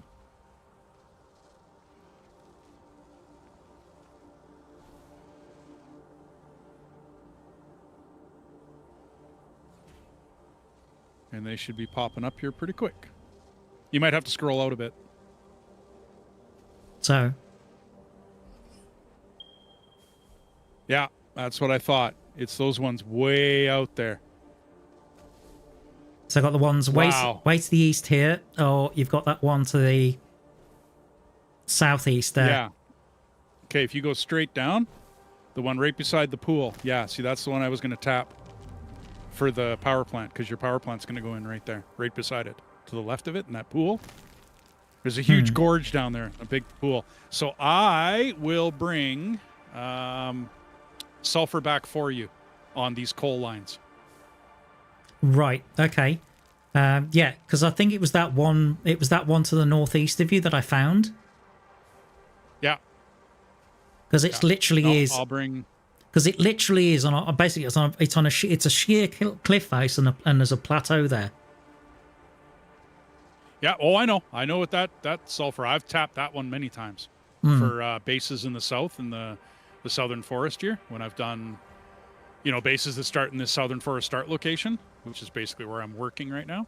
Yeah. So what I will do is I will bring this sulfur back for you, because you're going to need one. Like, it's an absolute. You're going to need one. And if I'm already out here, you know what I mean, and I'm already doing this, and I'm already bringing coal back, and we're already blah blah blah blah blah. Yeah. That's cool. Yeah, nearest to you would be the Crater Lake Northern Forest. That's rough. And you're going to need sulfur before you get trains. Lovely. Like, after you get trains, you can bring all this stuff back. There's all sorts of stuff down here. There's copper, and there's like 6 veins of iron over here. I've done all sorts of fun stuff in here. I think the main. One of my... Carry on. Well, I was going to say my thumbnail that I used for my first 6 videos or 5 videos. Bionic would know what they look like, or maybe. That was an old factory that was built in the southern forest. Apparently, Bionic disagrees with you. Yeah, but you need it for Nobelisks, dude. Yeah, you need to be able to blow apart bombs, and you need those to be able to get into and around places and get slugs and all sorts of fun stuff. I usually get Nobelisks and ammo and whatnot working long before trains.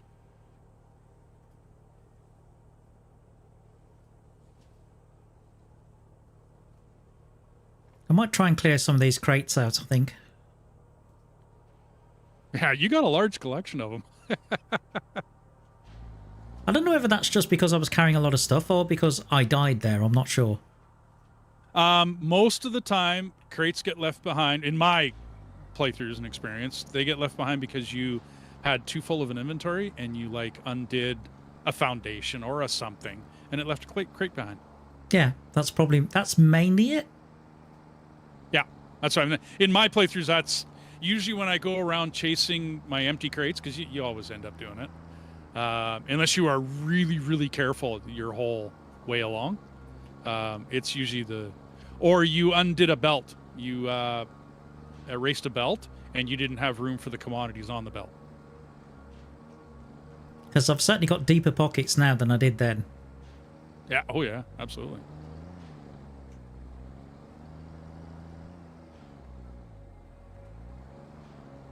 Jump, jump, jump. Ah!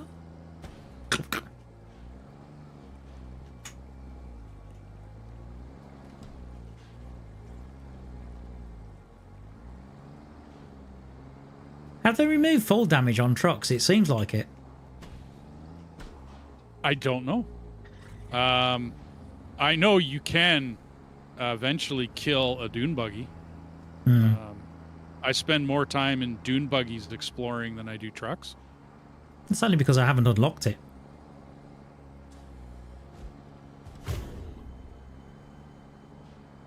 Okay, I've just found a horny spitter.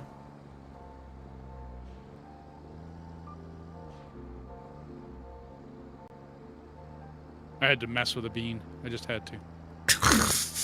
Cooper would tell you off if he saw you. Oh, really? Oh, oops. Yeah, he's a bit of a fan of beans. They are such peaceful creatures.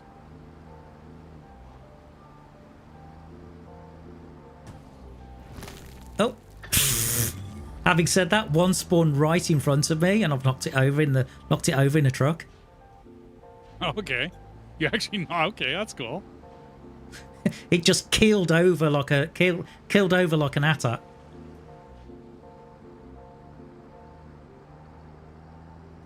I'm thinking, Empire Strikes Back, fantastic.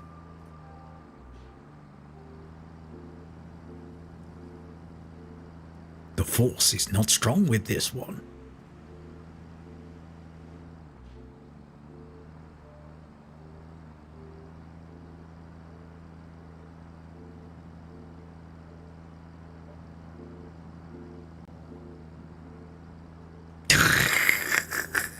Cooper says apparently that's a lawsuit. Oops. He must have been looking at my stream when I mentioned it. I don't know if he's talking about me or if he's talking about you.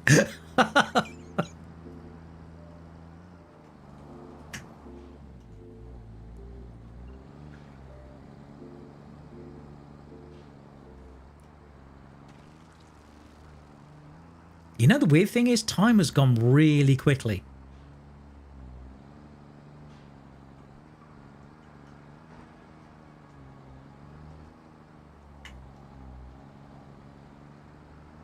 I cannot believe we started at, what, 7:30 my time, and it's already 11:05.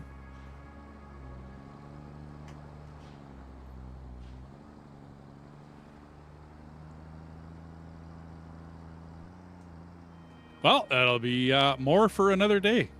It certainly will. I think things are coming along nicely. Well, it's always much faster when two people are building, for sure. Oh, heck yeah.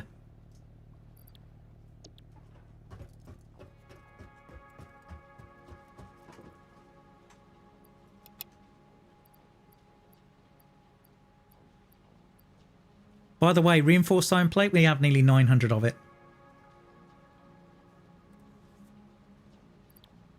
Well, that's not bad, but that's nowhere near what I would need to...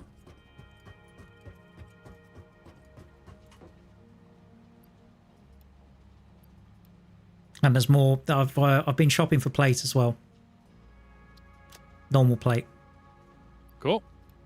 Well, I think like once you get back, it'll just be like next show or whatever. But once you get back and you start, because the coal will be there by that time.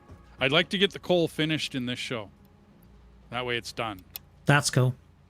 You know what I mean? Get that done, and then it's one headache, you know, that you don't need to. Then you can start making steel. And give us MK3s. Nice. Grab that stuff in the whatchamacallit, in the almost didn't make it. Get that stuff going in the hub, right? Get the tech for it, and then we're cruising, because then you overbuild a bunch of steel for making steel beams, especially when there's two of us, right? There's gonna be a lot of fight over, you know, trying to get the commodities and whatnot to get what we want done. Wow. But overbuild that for a little bit, and then we do MK3s everywhere. So I'm just looking at this double-decker bus or triple-decker bus. Oh yeah. Just wait, I got more coming. I have only just begun. To live. White lights and roses. A kiss for luck, and we're on our way.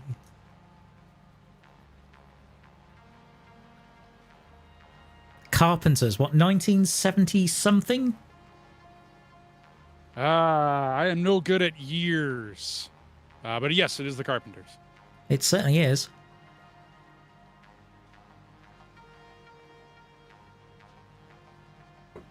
So it means now Remember, that...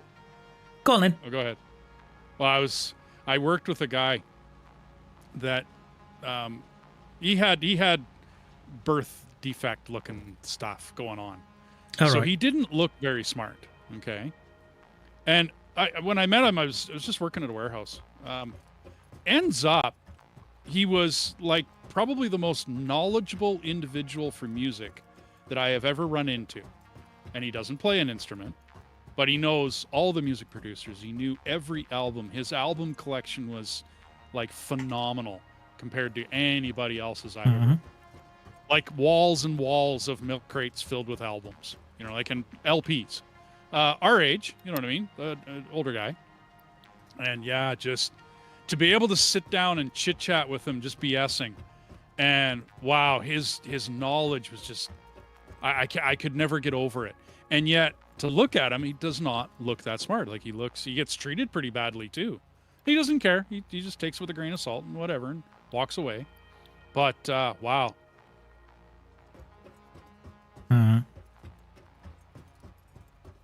I think there are some people like that, particularly if they've got a certain degree of, say they're on the autistic spectrum, but they're amazing at certain things like mathematics or or remembering certain things. Yeah.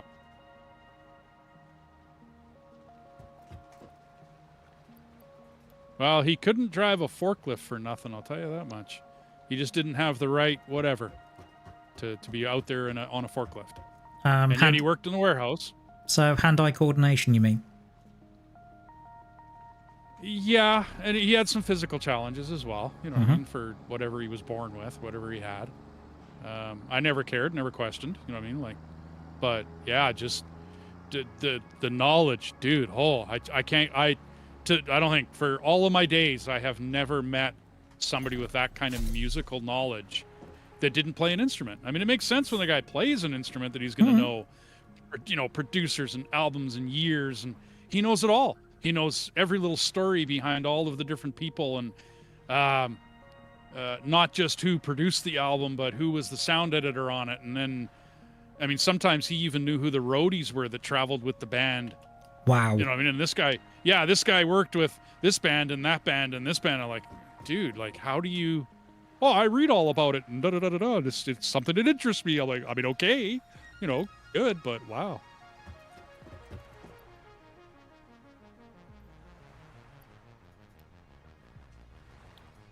Yeah, that's incredible.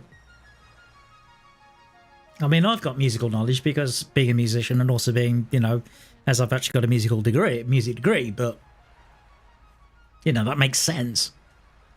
Yeah. Now, what did you get your degree in? I got my degree in music. Yeah, but what in? Like, what? Did you specialize? It was it was like a general music degree, so you did a bit of everything. So you did sort of music theory, you did music history. I did I did a lot of music production. I did all sorts of stuff. See, I went to the Royal Conservatory, and I got a Bachelor of Arts, but I majored in classical guitar studies. Oh, okay. So I might have gone to a course about, like, when you were telling me about sound and whatnot, and we set all my filters and whatnot. I mean, I knew a lot of the settings, like what they were, like what a general heading was, but I could not remember, like you did, like individual compressor settings and why, like the why and the wherefore behind that setting. So what have you found? Because do you use OBS for your recordings as well when you do your videos? Absolutely. Yeah, you bet. And have you found there's a difference in the sound quality now? I'm trying to remember. I haven't mixed down any actual videos that I've recorded after we changed those settings. Okay, be interesting to find out. That'll be. I just finished doing a bunch of Icaruses with me and Mike. Okay. And what did you think of they it? They did a bunch of updates. Okay, and what did you think of Icarus as a game? I have only one problem with Icarus, and it's the storyline. I'm not caring too much about the gameplay, because I can wrap my head around the gameplay, and I just, like, basically I tell myself a story, you know what I mean, to get myself past it. Wrong button. But my problem is I'm trying to get rid of, like you say, there's that problem where you have to be in a certain place to get rid of plants. But anyway, it's the storyline behind Icarus is my problem with Icarus. You're a spacefaring people, and yet you send me down to a planet, and I have to gather rocks and sticks and make an axe out of, you know, I mean, that just... Okay, so then I get my loadout, right? Like, spend my experience and my money and what I'm gaining from the missions, and I spend that on a loadout. Okay, no problem, but I still don't have a gun. I still don't have a laser pistol. I still don't have something to travel across the planet on. That's where I start to kind of, him-ha about their storyline. It's not, but it is an early access game. It's not like they've claimed it's a finished game or anything, so... Okay, fair Other enough. than that, I love the game. Other than that, I really do. They have just made a change in it that conquered one of my other pet peeves about the game, in that you have to restart the game every time you go on a different mission. You have to start from new.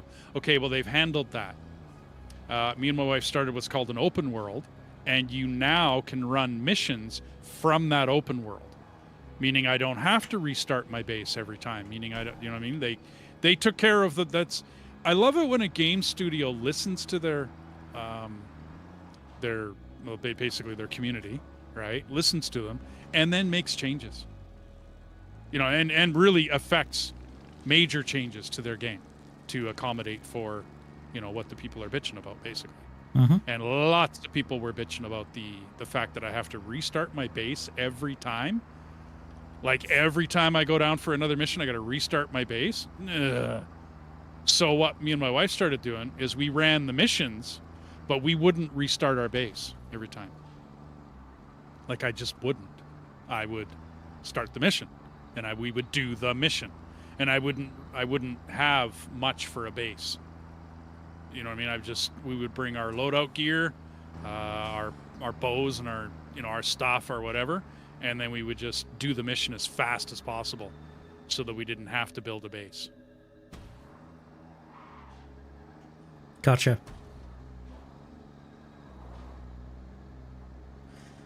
Well, looks like we dodged a bullet with Starfield anyway. Well, it's not like I won't grab Starfield. And it's not like I won't play it. I just won't play it right now. Because it's not worth it. It's just not. I think I'd just get frustrated with it.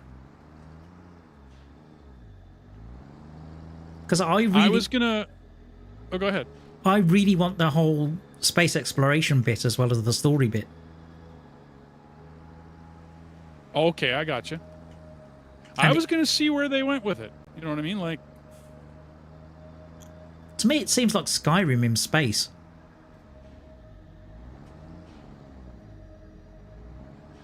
Because by all accounts, you know, the places where, you know, the places on the surface have been really well fleshed out and everything else.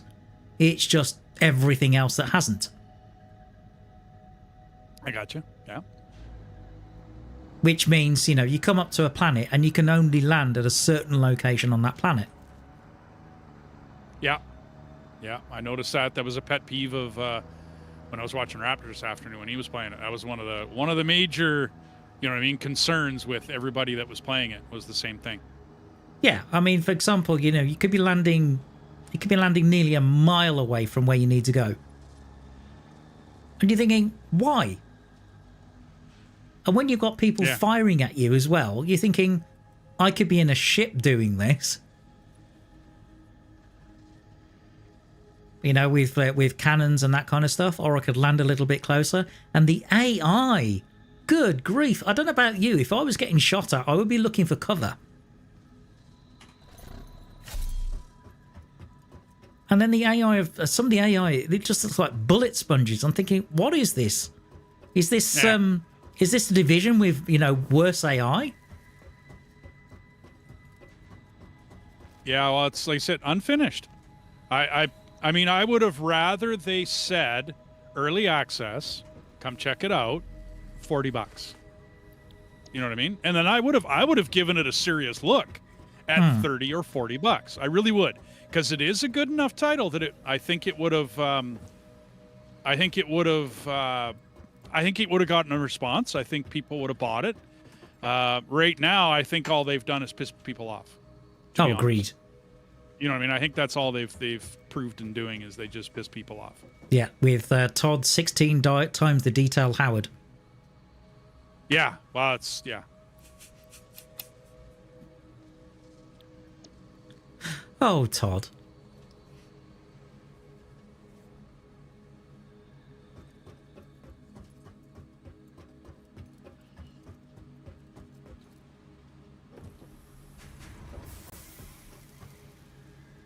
All right, back at the starter doing more shopping. Yeah, I'm out of plates, so I got to come back for some. Don't worry, dearest, I've got you covered. Cool. It's all full. I need, how much time we got left? Or is there a time limit? I normally finish about past, but, well, you know, for you, I might go a little longer. Well, I mean, it doesn't matter. I couldn't care. I wanted to try and get it back to base, but I don't think I'm going to make it in 10 minutes. You know what I mean? That's just not going to happen. How long do you think you need? Way too far to go. Oh. How long do you think you need? Way too long. I just got kicked out too. Okay, don't worry, you'll come in. I'm tempted to build a plinth for you at the end of the base, so when you log out, you're there. I usually sit on the hub, right where you initially spawn out of. I usually sit right beside that, because then I'm out of the way. Mr. Deethus, hello, and welcome to the stream with between myself and DMW. Oh, hey, Mr. Deethus, how you doing? I just got kicked out and I'm back, so. Okay, there you go.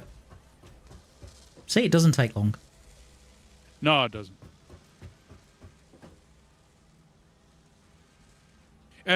I would need probably half to 45 minutes to finish this.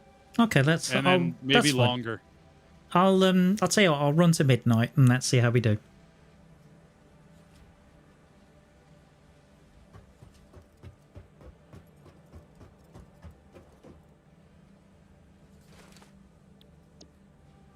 Oh, crash. What do you mean crash? I crashed. I got kicked out and then I crashed. What, the game crashed at your end? Yeah. Ugh, no. Darn it, it's been stable all night. Well, I did kind of run into the main base in a truck at full speed, you know, bouncing around. So, yeah. It is possible that, you know, now whose fault is that? Oh, yes. Oh, it's definitely the truck. I thought you was going to blame it on me. No. When you look back, look at the last few minutes of the stream, and you will see what's going on here. Okay. The truck is in 4 pieces, and it's flying through the air. Nice! Yeah, but it won't really let me back in. Give it a minute. It'll think about it.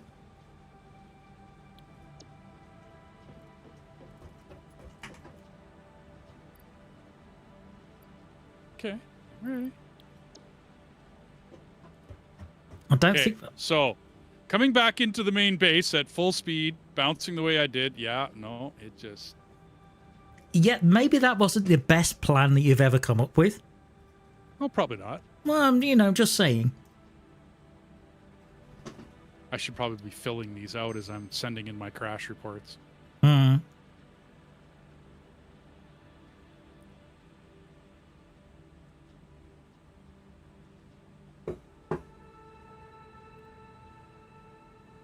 Sorry to my chat. Yeah, this will happen. Hang on. Go get out of the truck and walk.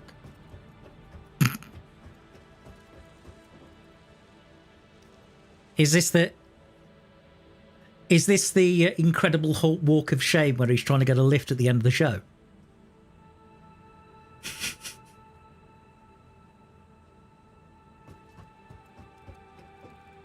No, I jumped out of the truck. I'm fine. Okay. I'm just wondering how many people in chat know that reference. I assume you know what I'm talking about, D. What was that again? I was trying to. I was saying about the Incredible Hulk. There's always that walk of shame at the end of each episode where he's trying to hitch a lift. Oh yeah. And you get that sort of really sad music. Do do do do, boo do do do do, as he's put his thumb up. The old show with Lou Ferrigno. Yeah, that's the one. And Mr. Deethus is going to go to get that 4070. So make sure you pay attention to which 4070 you get. The one I've got has X3D technology on it, which runs with my processor, which is a 7800. So make sure you pay attention to which RTX 4070 you get. I didn't get the TI because I was able to get this X3D technology, and the processor, the motherboard, and the graphics card all work together. Now, I'm streaming, and yes, it helps me for my streaming and whatnot. It gives me a better codec to play with, but it also helps with benchmarking and stuff, like with your generic gameplay. So look that up. Whatever computer store you're getting your products through, make sure you look that up. There's something I didn't know because I bought previous gen to that.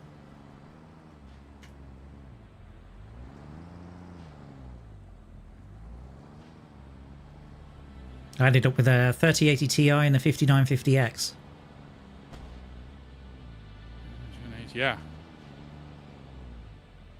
See, and I went through a guy that streams on YouTube, and I ran into him. And he put the system together at our computer store that's in Edmonton here. Nice. He's a good guy. He knows his tech. Because I didn't know about this X3D technology. I had no idea about it. I didn't know what... Yeah, I didn't know, right? It be Newegg?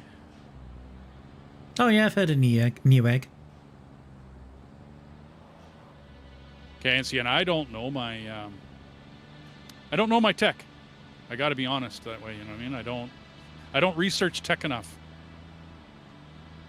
I tend to watch Gamers Nexus and Jay's 2 Cents when I'm just about for a couple of months before I start building a computer. Okay.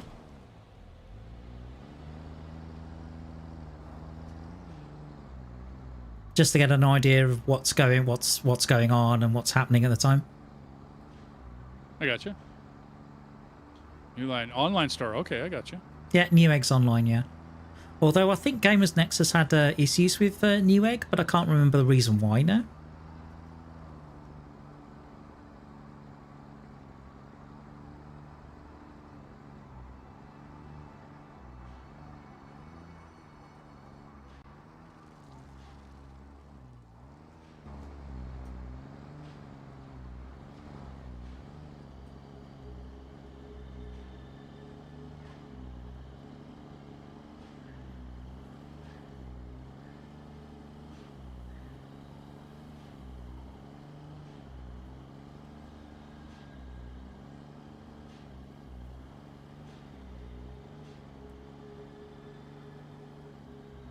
See, and there was a time, I think I was pretty young, but I was building the old IBM, the 280 or 380 SX or DX models. So it's going back a couple of years. I paid attention to my tech back then. I knew, what was coming out, the new stuff, the specs, and yada, yada, yada. But we got most of that through magazines and stuff. And yeah, I paid attention to it. I don't now. I'm just too busy. I got too much stuff to do. I have to watch somebody else, or I have to go to somebody else and work on their knowledge. You know what I mean? Like go through them. Well, to be fair, I'm pretty much the same because I tend to get interested in it for I tend to when I'm building a new system, and I tend to watch what's going on for about 6 months to get a real feel for what's happening and what parts to buy and everything else, and then I just get the parts I need and then build it.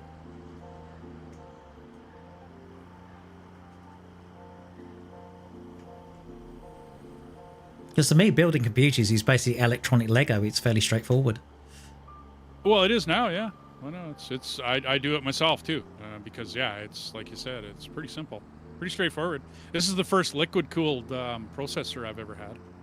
I've never done that. Is that through an all-in-one? Yes. So I don't have to mess with the pump or the hoses or anything. It's all inclusive. Radiator, pump and the whole ball of wax, all just one unit. Mm-hmm.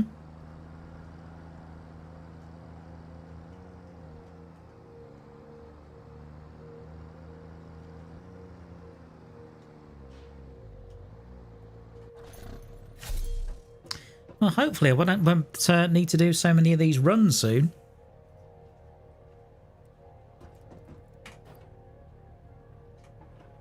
Well, once you get everything set up at the new main base there, right? Like once you get everything set up there and things start running, then yeah.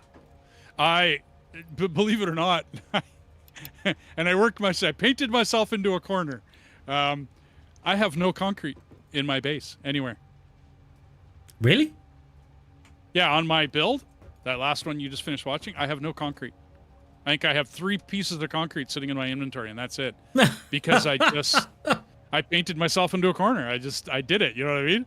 But if you go from like the one show to the next show kind of deal, I built like the whole power plant area in behind. I went to town and I spent like thousands and thousands of foundations. Yeah, it did look quite an extensive build on foundation. Well, I wanted to. I have always built satellites, right? Like I think, like anybody else, I've always built, to where it's, this is taken care of over here and that's taken care of over there, and I might bring it back to a main. But for once, I wanted to do everything in one building, like one. I'll have trains running into it, of course, but everything's going to run into that main building, all of it. That means turbo motors. That means all of it later on is all going to be that building. I think we're kind of heading in a similar direction. It's just that the actual main base that we're building is a slightly different strategy, that's all.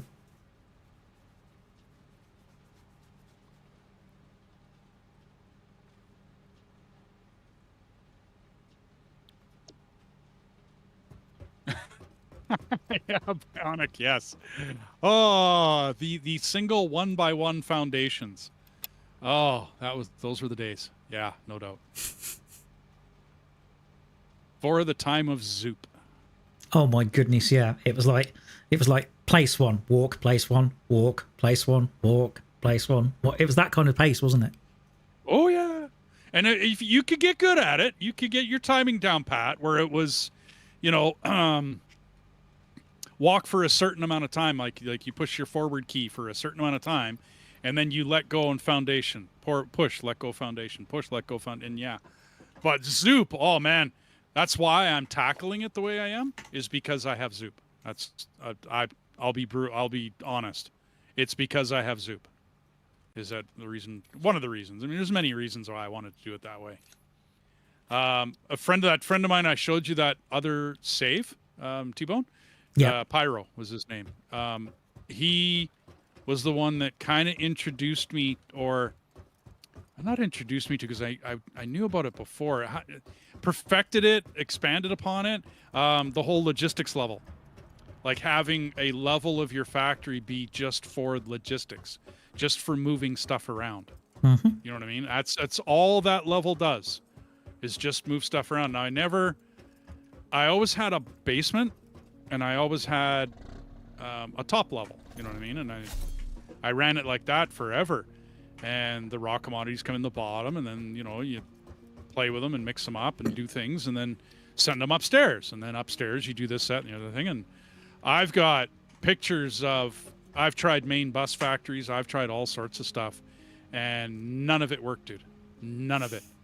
I tried a Factorio style main bus factory, and it just did not happen for me.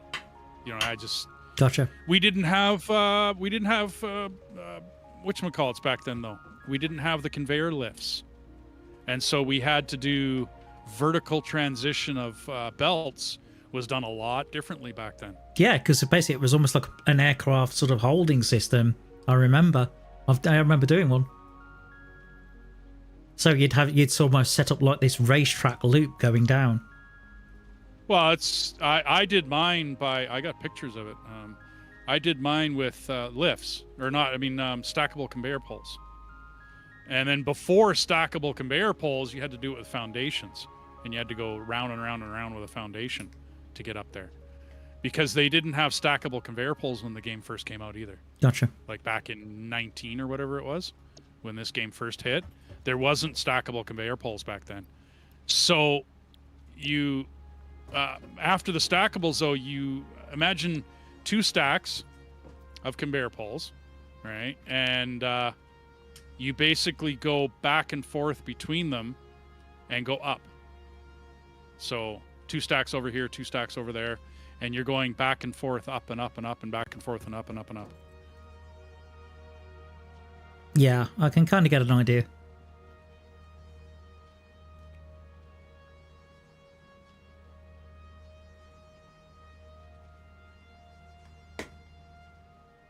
Okay, so the sulfur, do you want that to come in the same as the coal? I'm thinking the coal's going to be on the left, like where we already talked. But do you want the sulfur on top of that other set? I'm trying to think where's the sulfur actually needed, which machines? Well, you need it for to make gunpowder. That's about the only use of sulfur. Is it constructors? Yes. Okay, that's assemblers fine. Or constructors. I think it would be because you got to mix coal and sulfur, so it'll be an assembler. Yeah, that would make sense.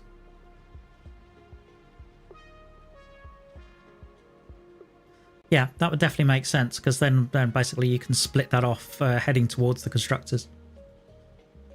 Okay, so I'll put 2 coal on the far west, on the left side, yep. And then I'll bring the sulfur in on top of the so far main bus line. Is it possible to put the coal at the bottom? Sorry, the sulfur at the bottom and then the coal and the coal above? So sulfur, coal, yep. Left side, bottom to top. That's it. Okay, I can do that. Cool.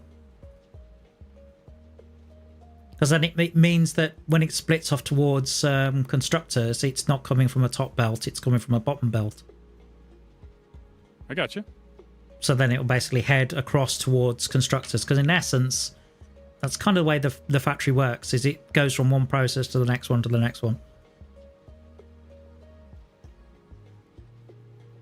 And then once it's gone through all the processes, it then loops back to where the storage is.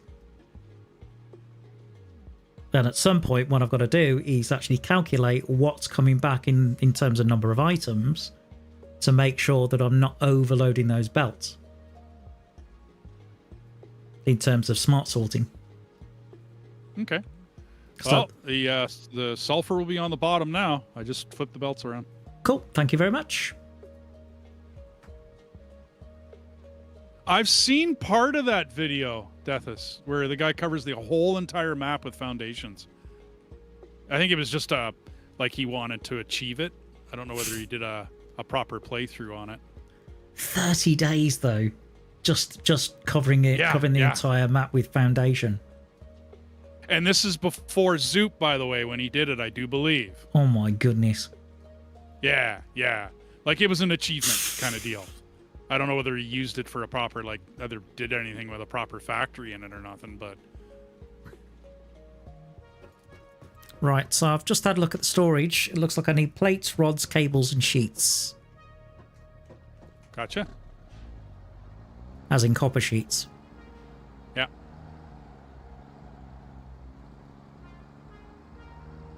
So welcome to T-Bone.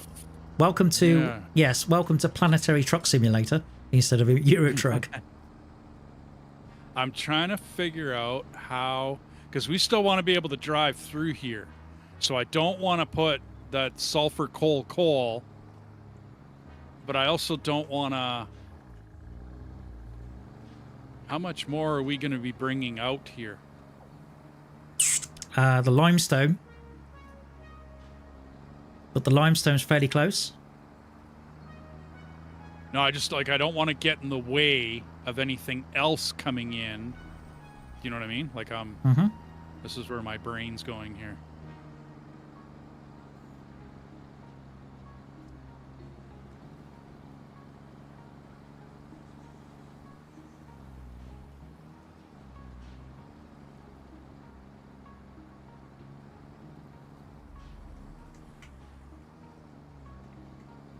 I think it'd be wonderful once all the resources are sort of brought back to the factory and we can start thinking about, you know, cabling up and switching on. That'd be fantastic. Yeah. See, and this is why I started to bring mine in on, I don't know if you saw those long buildings that I use for transporting commodities. Is that kind of foundation stuff? Well, you know what? I'll build one way off to the side so you can look, so you can see what I mean. So I'm just going to build like two foundations worth. Let me take a look. Go on then. So I'm monitoring your stream now.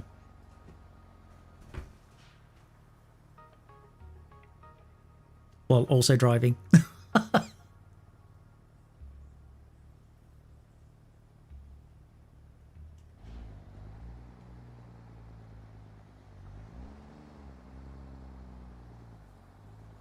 So imagine that on both sides. 4 belts, 4 belts. That's 8. But you look at the amount of space it takes, okay, and you can shove more into a smaller area. Oh, plus, I got you. Okay, when you cap this off, I usually put. Yeah, that's really neat. I like that. One of these. And then you can cap it off, okay? You'll need, well, okay, I'll just do it there. Might be a nice idea to do with that. Do that with the triple-decker buses because they're quite tall at the moment. At some point.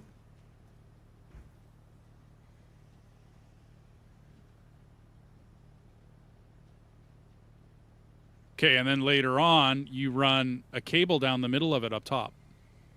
Oh, okay. Okay, now you can double deck this, and you can fit 8 belts on both sides. So that's 16 belts coming in. The other effect of it is when you look or mouse over it from the side, you're not getting all of the commodities running down. So you don't damage your frame rates as badly coming in. Like me, I errored out how many times coming into your main base. And I know what it was. It was all about me just coming in and not giving the game time to load. Okay, so it was error. Okay, so this, when you have a lot coming in, like now I'm up to 6 belts up top. Right, so I got a copper, 3 iron, 2 coal, and a sulfur coming in now. That's 6 belts. And then that's a lot of. And then there's the limestone that's got to come in as well. Yeah, and then you're going to need more iron, more copper, more, because this ain't going to help. This isn't going to, no. I mean, unless we could jump to MK5s right away and MK3 miners, right? It's not going to happen. You're right, that's what I mean. So. It just gives you some idea of the scale of the thing. Well, that's why, like, when I built mine, right, and the whole process comes down to, just needing. I know how many commodities I'm going to need for the end game, right? Because I did that that calculator trick where I looked everything up in the calculator and I set it all up and then did all of that. And yeah, that's... So I knew I was going to run into a frame rate issue. New computer, not. I'm running it on the server now. I mean, it doesn't matter. I'm still going to run into a frame happen. Yeah. Because if they... Yeah, because I think the current setup at the moment that I've got will use... At the moment, because I plan sort of towards motors... And apparently it'll use 240 coal, 150 copper, 110. So this is when we got refiners as well. 120 crude, 390 iron, and 180 limestone at the moment. Gotcha. So that's what I've got on that. That's what the demand. I think. Well, that's what the demand is at the moment.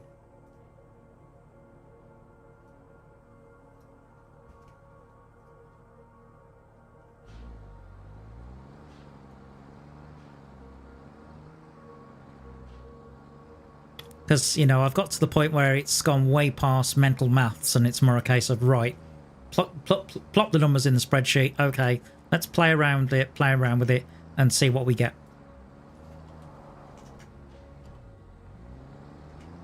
Yeah, I think I went beyond mental gymnastics fairly quickly. I think it was probably, I mean, the power setup was got a mental gymnastics for me.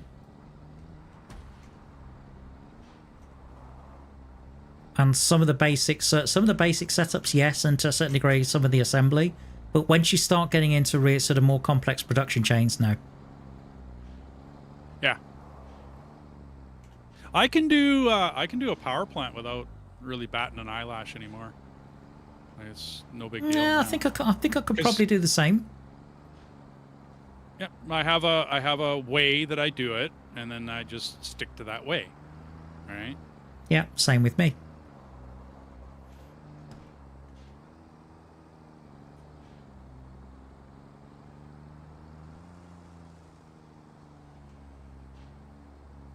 Yeah, no kidding, Mr. D. This Unreal Engine is definitely no joke.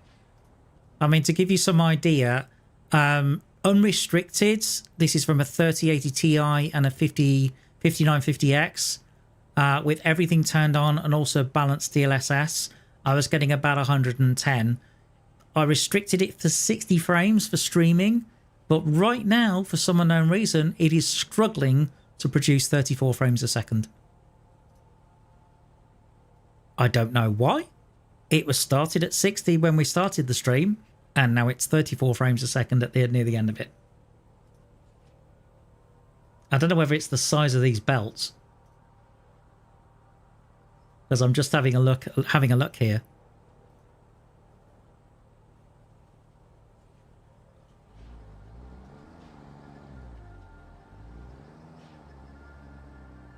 Okay, let's see what I need to shop for.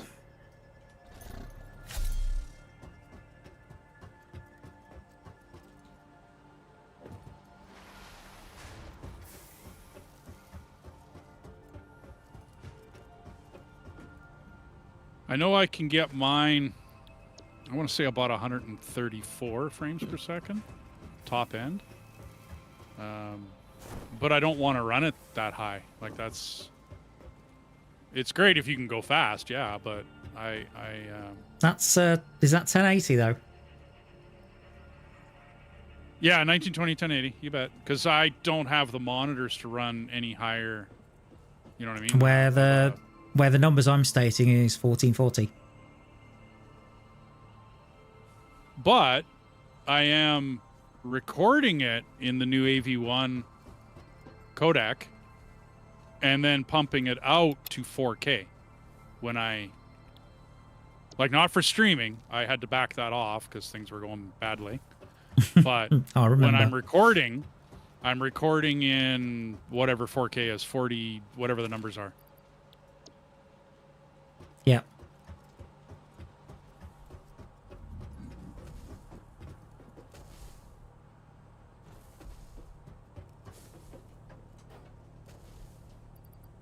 And my old 1080 Ti was doing just fine, recording and pumping out, you know, I mean HD videos, only 1080p, but, you know, HD nonetheless, right? But, yeah, the minute Unreal Engine came out, that was it. Done. Yeah. Okay, you're hooked up, man. Like, you're done. I'm done. Oh, you sorted? Yeah, I'm done. All the lines are in. I got to go get my truck, but other than that. Pretty darn good. So we can think about maybe compressing those lines down a little bit into that design that you've just showed me at some point. Well, yeah. Not now, obviously. No. It can be rough to build that in and amongst the flora, the fauna. Do you know what I mean? Like, I normally reserve that for when I'm building in the desert. Right. Just because you can go way above the whole landscape, and then you just build this rectangle that follows, you know, goes along the whatchamacallit, Ooh. I've just spotted a cave to the south of the main base. Cool. I wonder what's down there. I can't remember in that one. I can't remember anyway. Mycela, spiders, you know, stuff to pick up. How far away from it are you? I'm going back to get my tractor, so I'm fairly far away. I can be back fairly quick. Well, you want to go adventure it? Maybe. Albeit Okay, I'm at the starter factory, sorry. Oh, you're way up there. Well, I can come there. I don't have my my map up. I sometimes run with the map running. I was doing a shopping run and I saw it. I thought, ooh, hello. Well, I got my truck, and I'm headed back towards the main base. Cool. Or starter, I should say. Starter, yeah. If I can drive, that is. Lovely. Truck driver for over 30. Ossifer, I'm not drunk. I love this. Truck driver for over 30 odd years, but driving in this game. I'm all over the place hitting everything. It's because I don't have my wheel, that's why. Yeah, that's it. I thought you said the wheel didn't really work on this game. Oh, it doesn't. It doesn't at all. But I can drive like ATS and all the other driving games. I actually had quite a few racing games at one point in time. You know, Need for Speed, Assetto Corsa, stuff like that. Okay, hang on. I'm going to go a little slower coming. I noticed you had a Assetto Corsa. Yeah. Great game. I liked it. It was good. Okay, plates. Well, I built everything so I can get around it here. Good.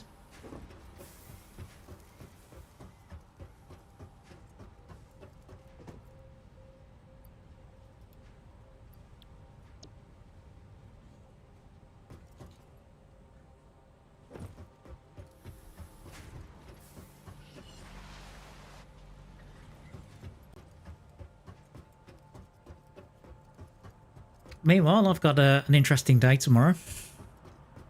What you doing? Okay, I'm being picked up by my friend's fiance and his best man, and they're going to a track day, so they're going to drive a bunch of sports cars, and I'm going as their photographer. Oh, cool. So I'll be photographing things like Lamborghinis and Porsches and all those sort of things. Nice. I used to like doing the trade shows for that because we did like farm and ranch would be kind of boring. I mean, I knew the equipment, but kind of boring. But the auto and truck show, oh, the newest of the new, you know what I mean? The concept cars, all the rest of that. Neat stuff. Yeah, I can imagine.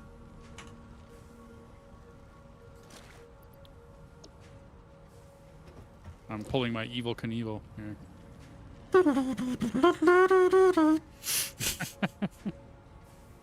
Yeah, you got to jump over a river or something. You know what I mean?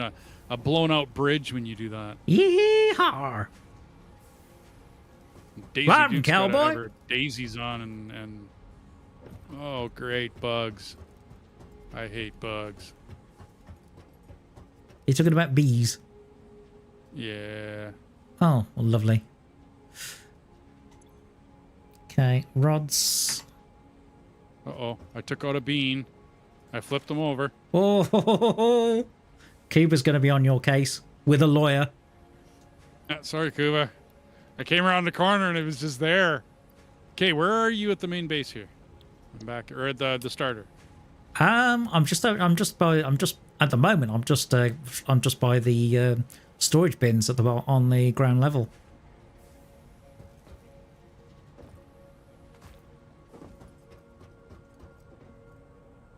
In fact, I'm right by where the concrete comes in and goes into the storage container.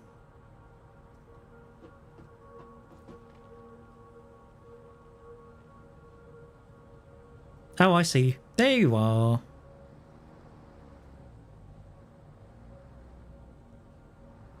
Where have you been all my life? Off and running. Okay, where are we going? So it's somewhere to the south. Hang on. Is that it?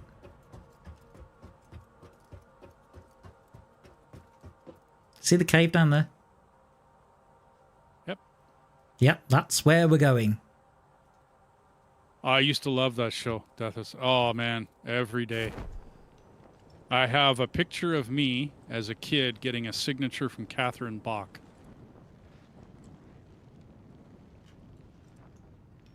Well, so far... not much. I like the spider. dripping. I like the dripping. Spider. Yeah, we do. Come here, you.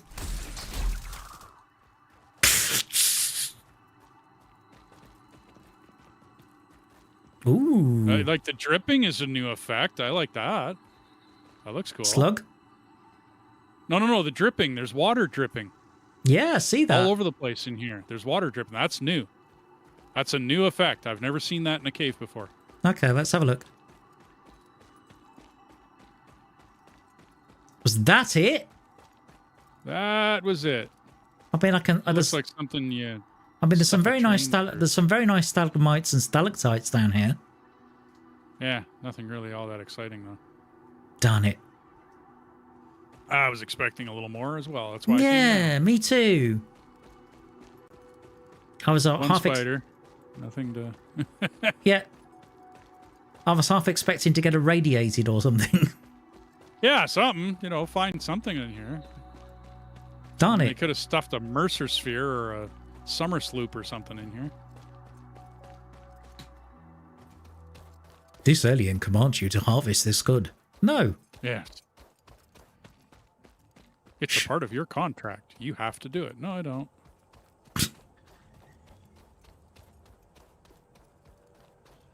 It's compulsory that you take a tea break. Oh yes, I'll do that. Yeah, okay. In fact, I jokingly say to my stream that if I get to the point where having sponsors, I'll approach Yorkshire Tea. Okay, yeah. And see if I can be sponsored by Yorkshire Tea, because that would be awesome. And yeah, we need bubbly would be ours if somebody was going to sponsor us for a drink. You mean champagne? No, bubbly. It's a brand. Oh, okay.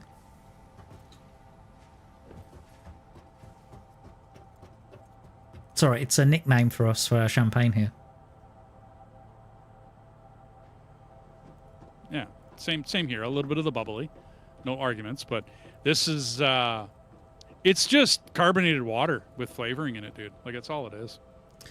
Well, I'm just looking at the clock. Yeah, no, I think we're good. I think we're... Yeah, I think so too. Right. I mean, I need to replenish a bunch of stuff, and I got to put a bunch of stuff away and blah, blah, blah, but I can do that at the beginning of next stream. No issues. Okie dokie. In that case, I need to do. There's one more thing I need to do. What's that? You'll see. Just need to get some concrete to do it.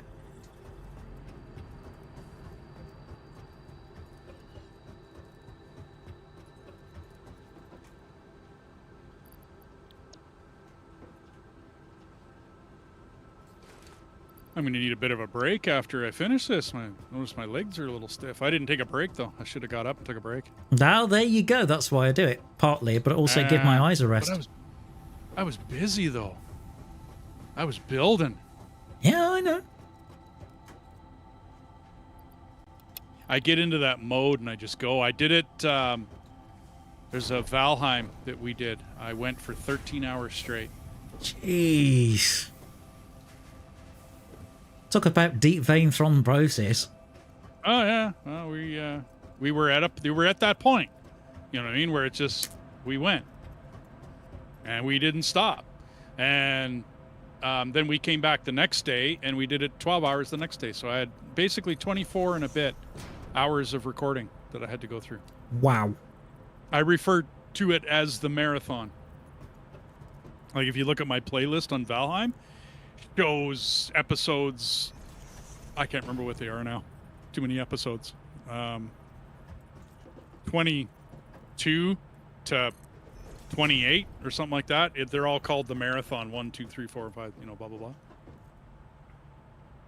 Well, it was hard, Deathus, to get all three of us together, and we haven't actually played Valheim in close to 2.5 months now. And yet I'm still producing footage of it. Just because I was that far behind, work, scheduled, blah, blah, blah, blah, blah, blah. And then trying to get people together. What are you building? There you go. You know what I said I was going to build you a plinth? Okay. So, ladies and gentlemen, I think it's with the time coming up to, well, it's just gone midnight. So I think from me and D, I think it is time to do this. Hang on. Yep. Yep.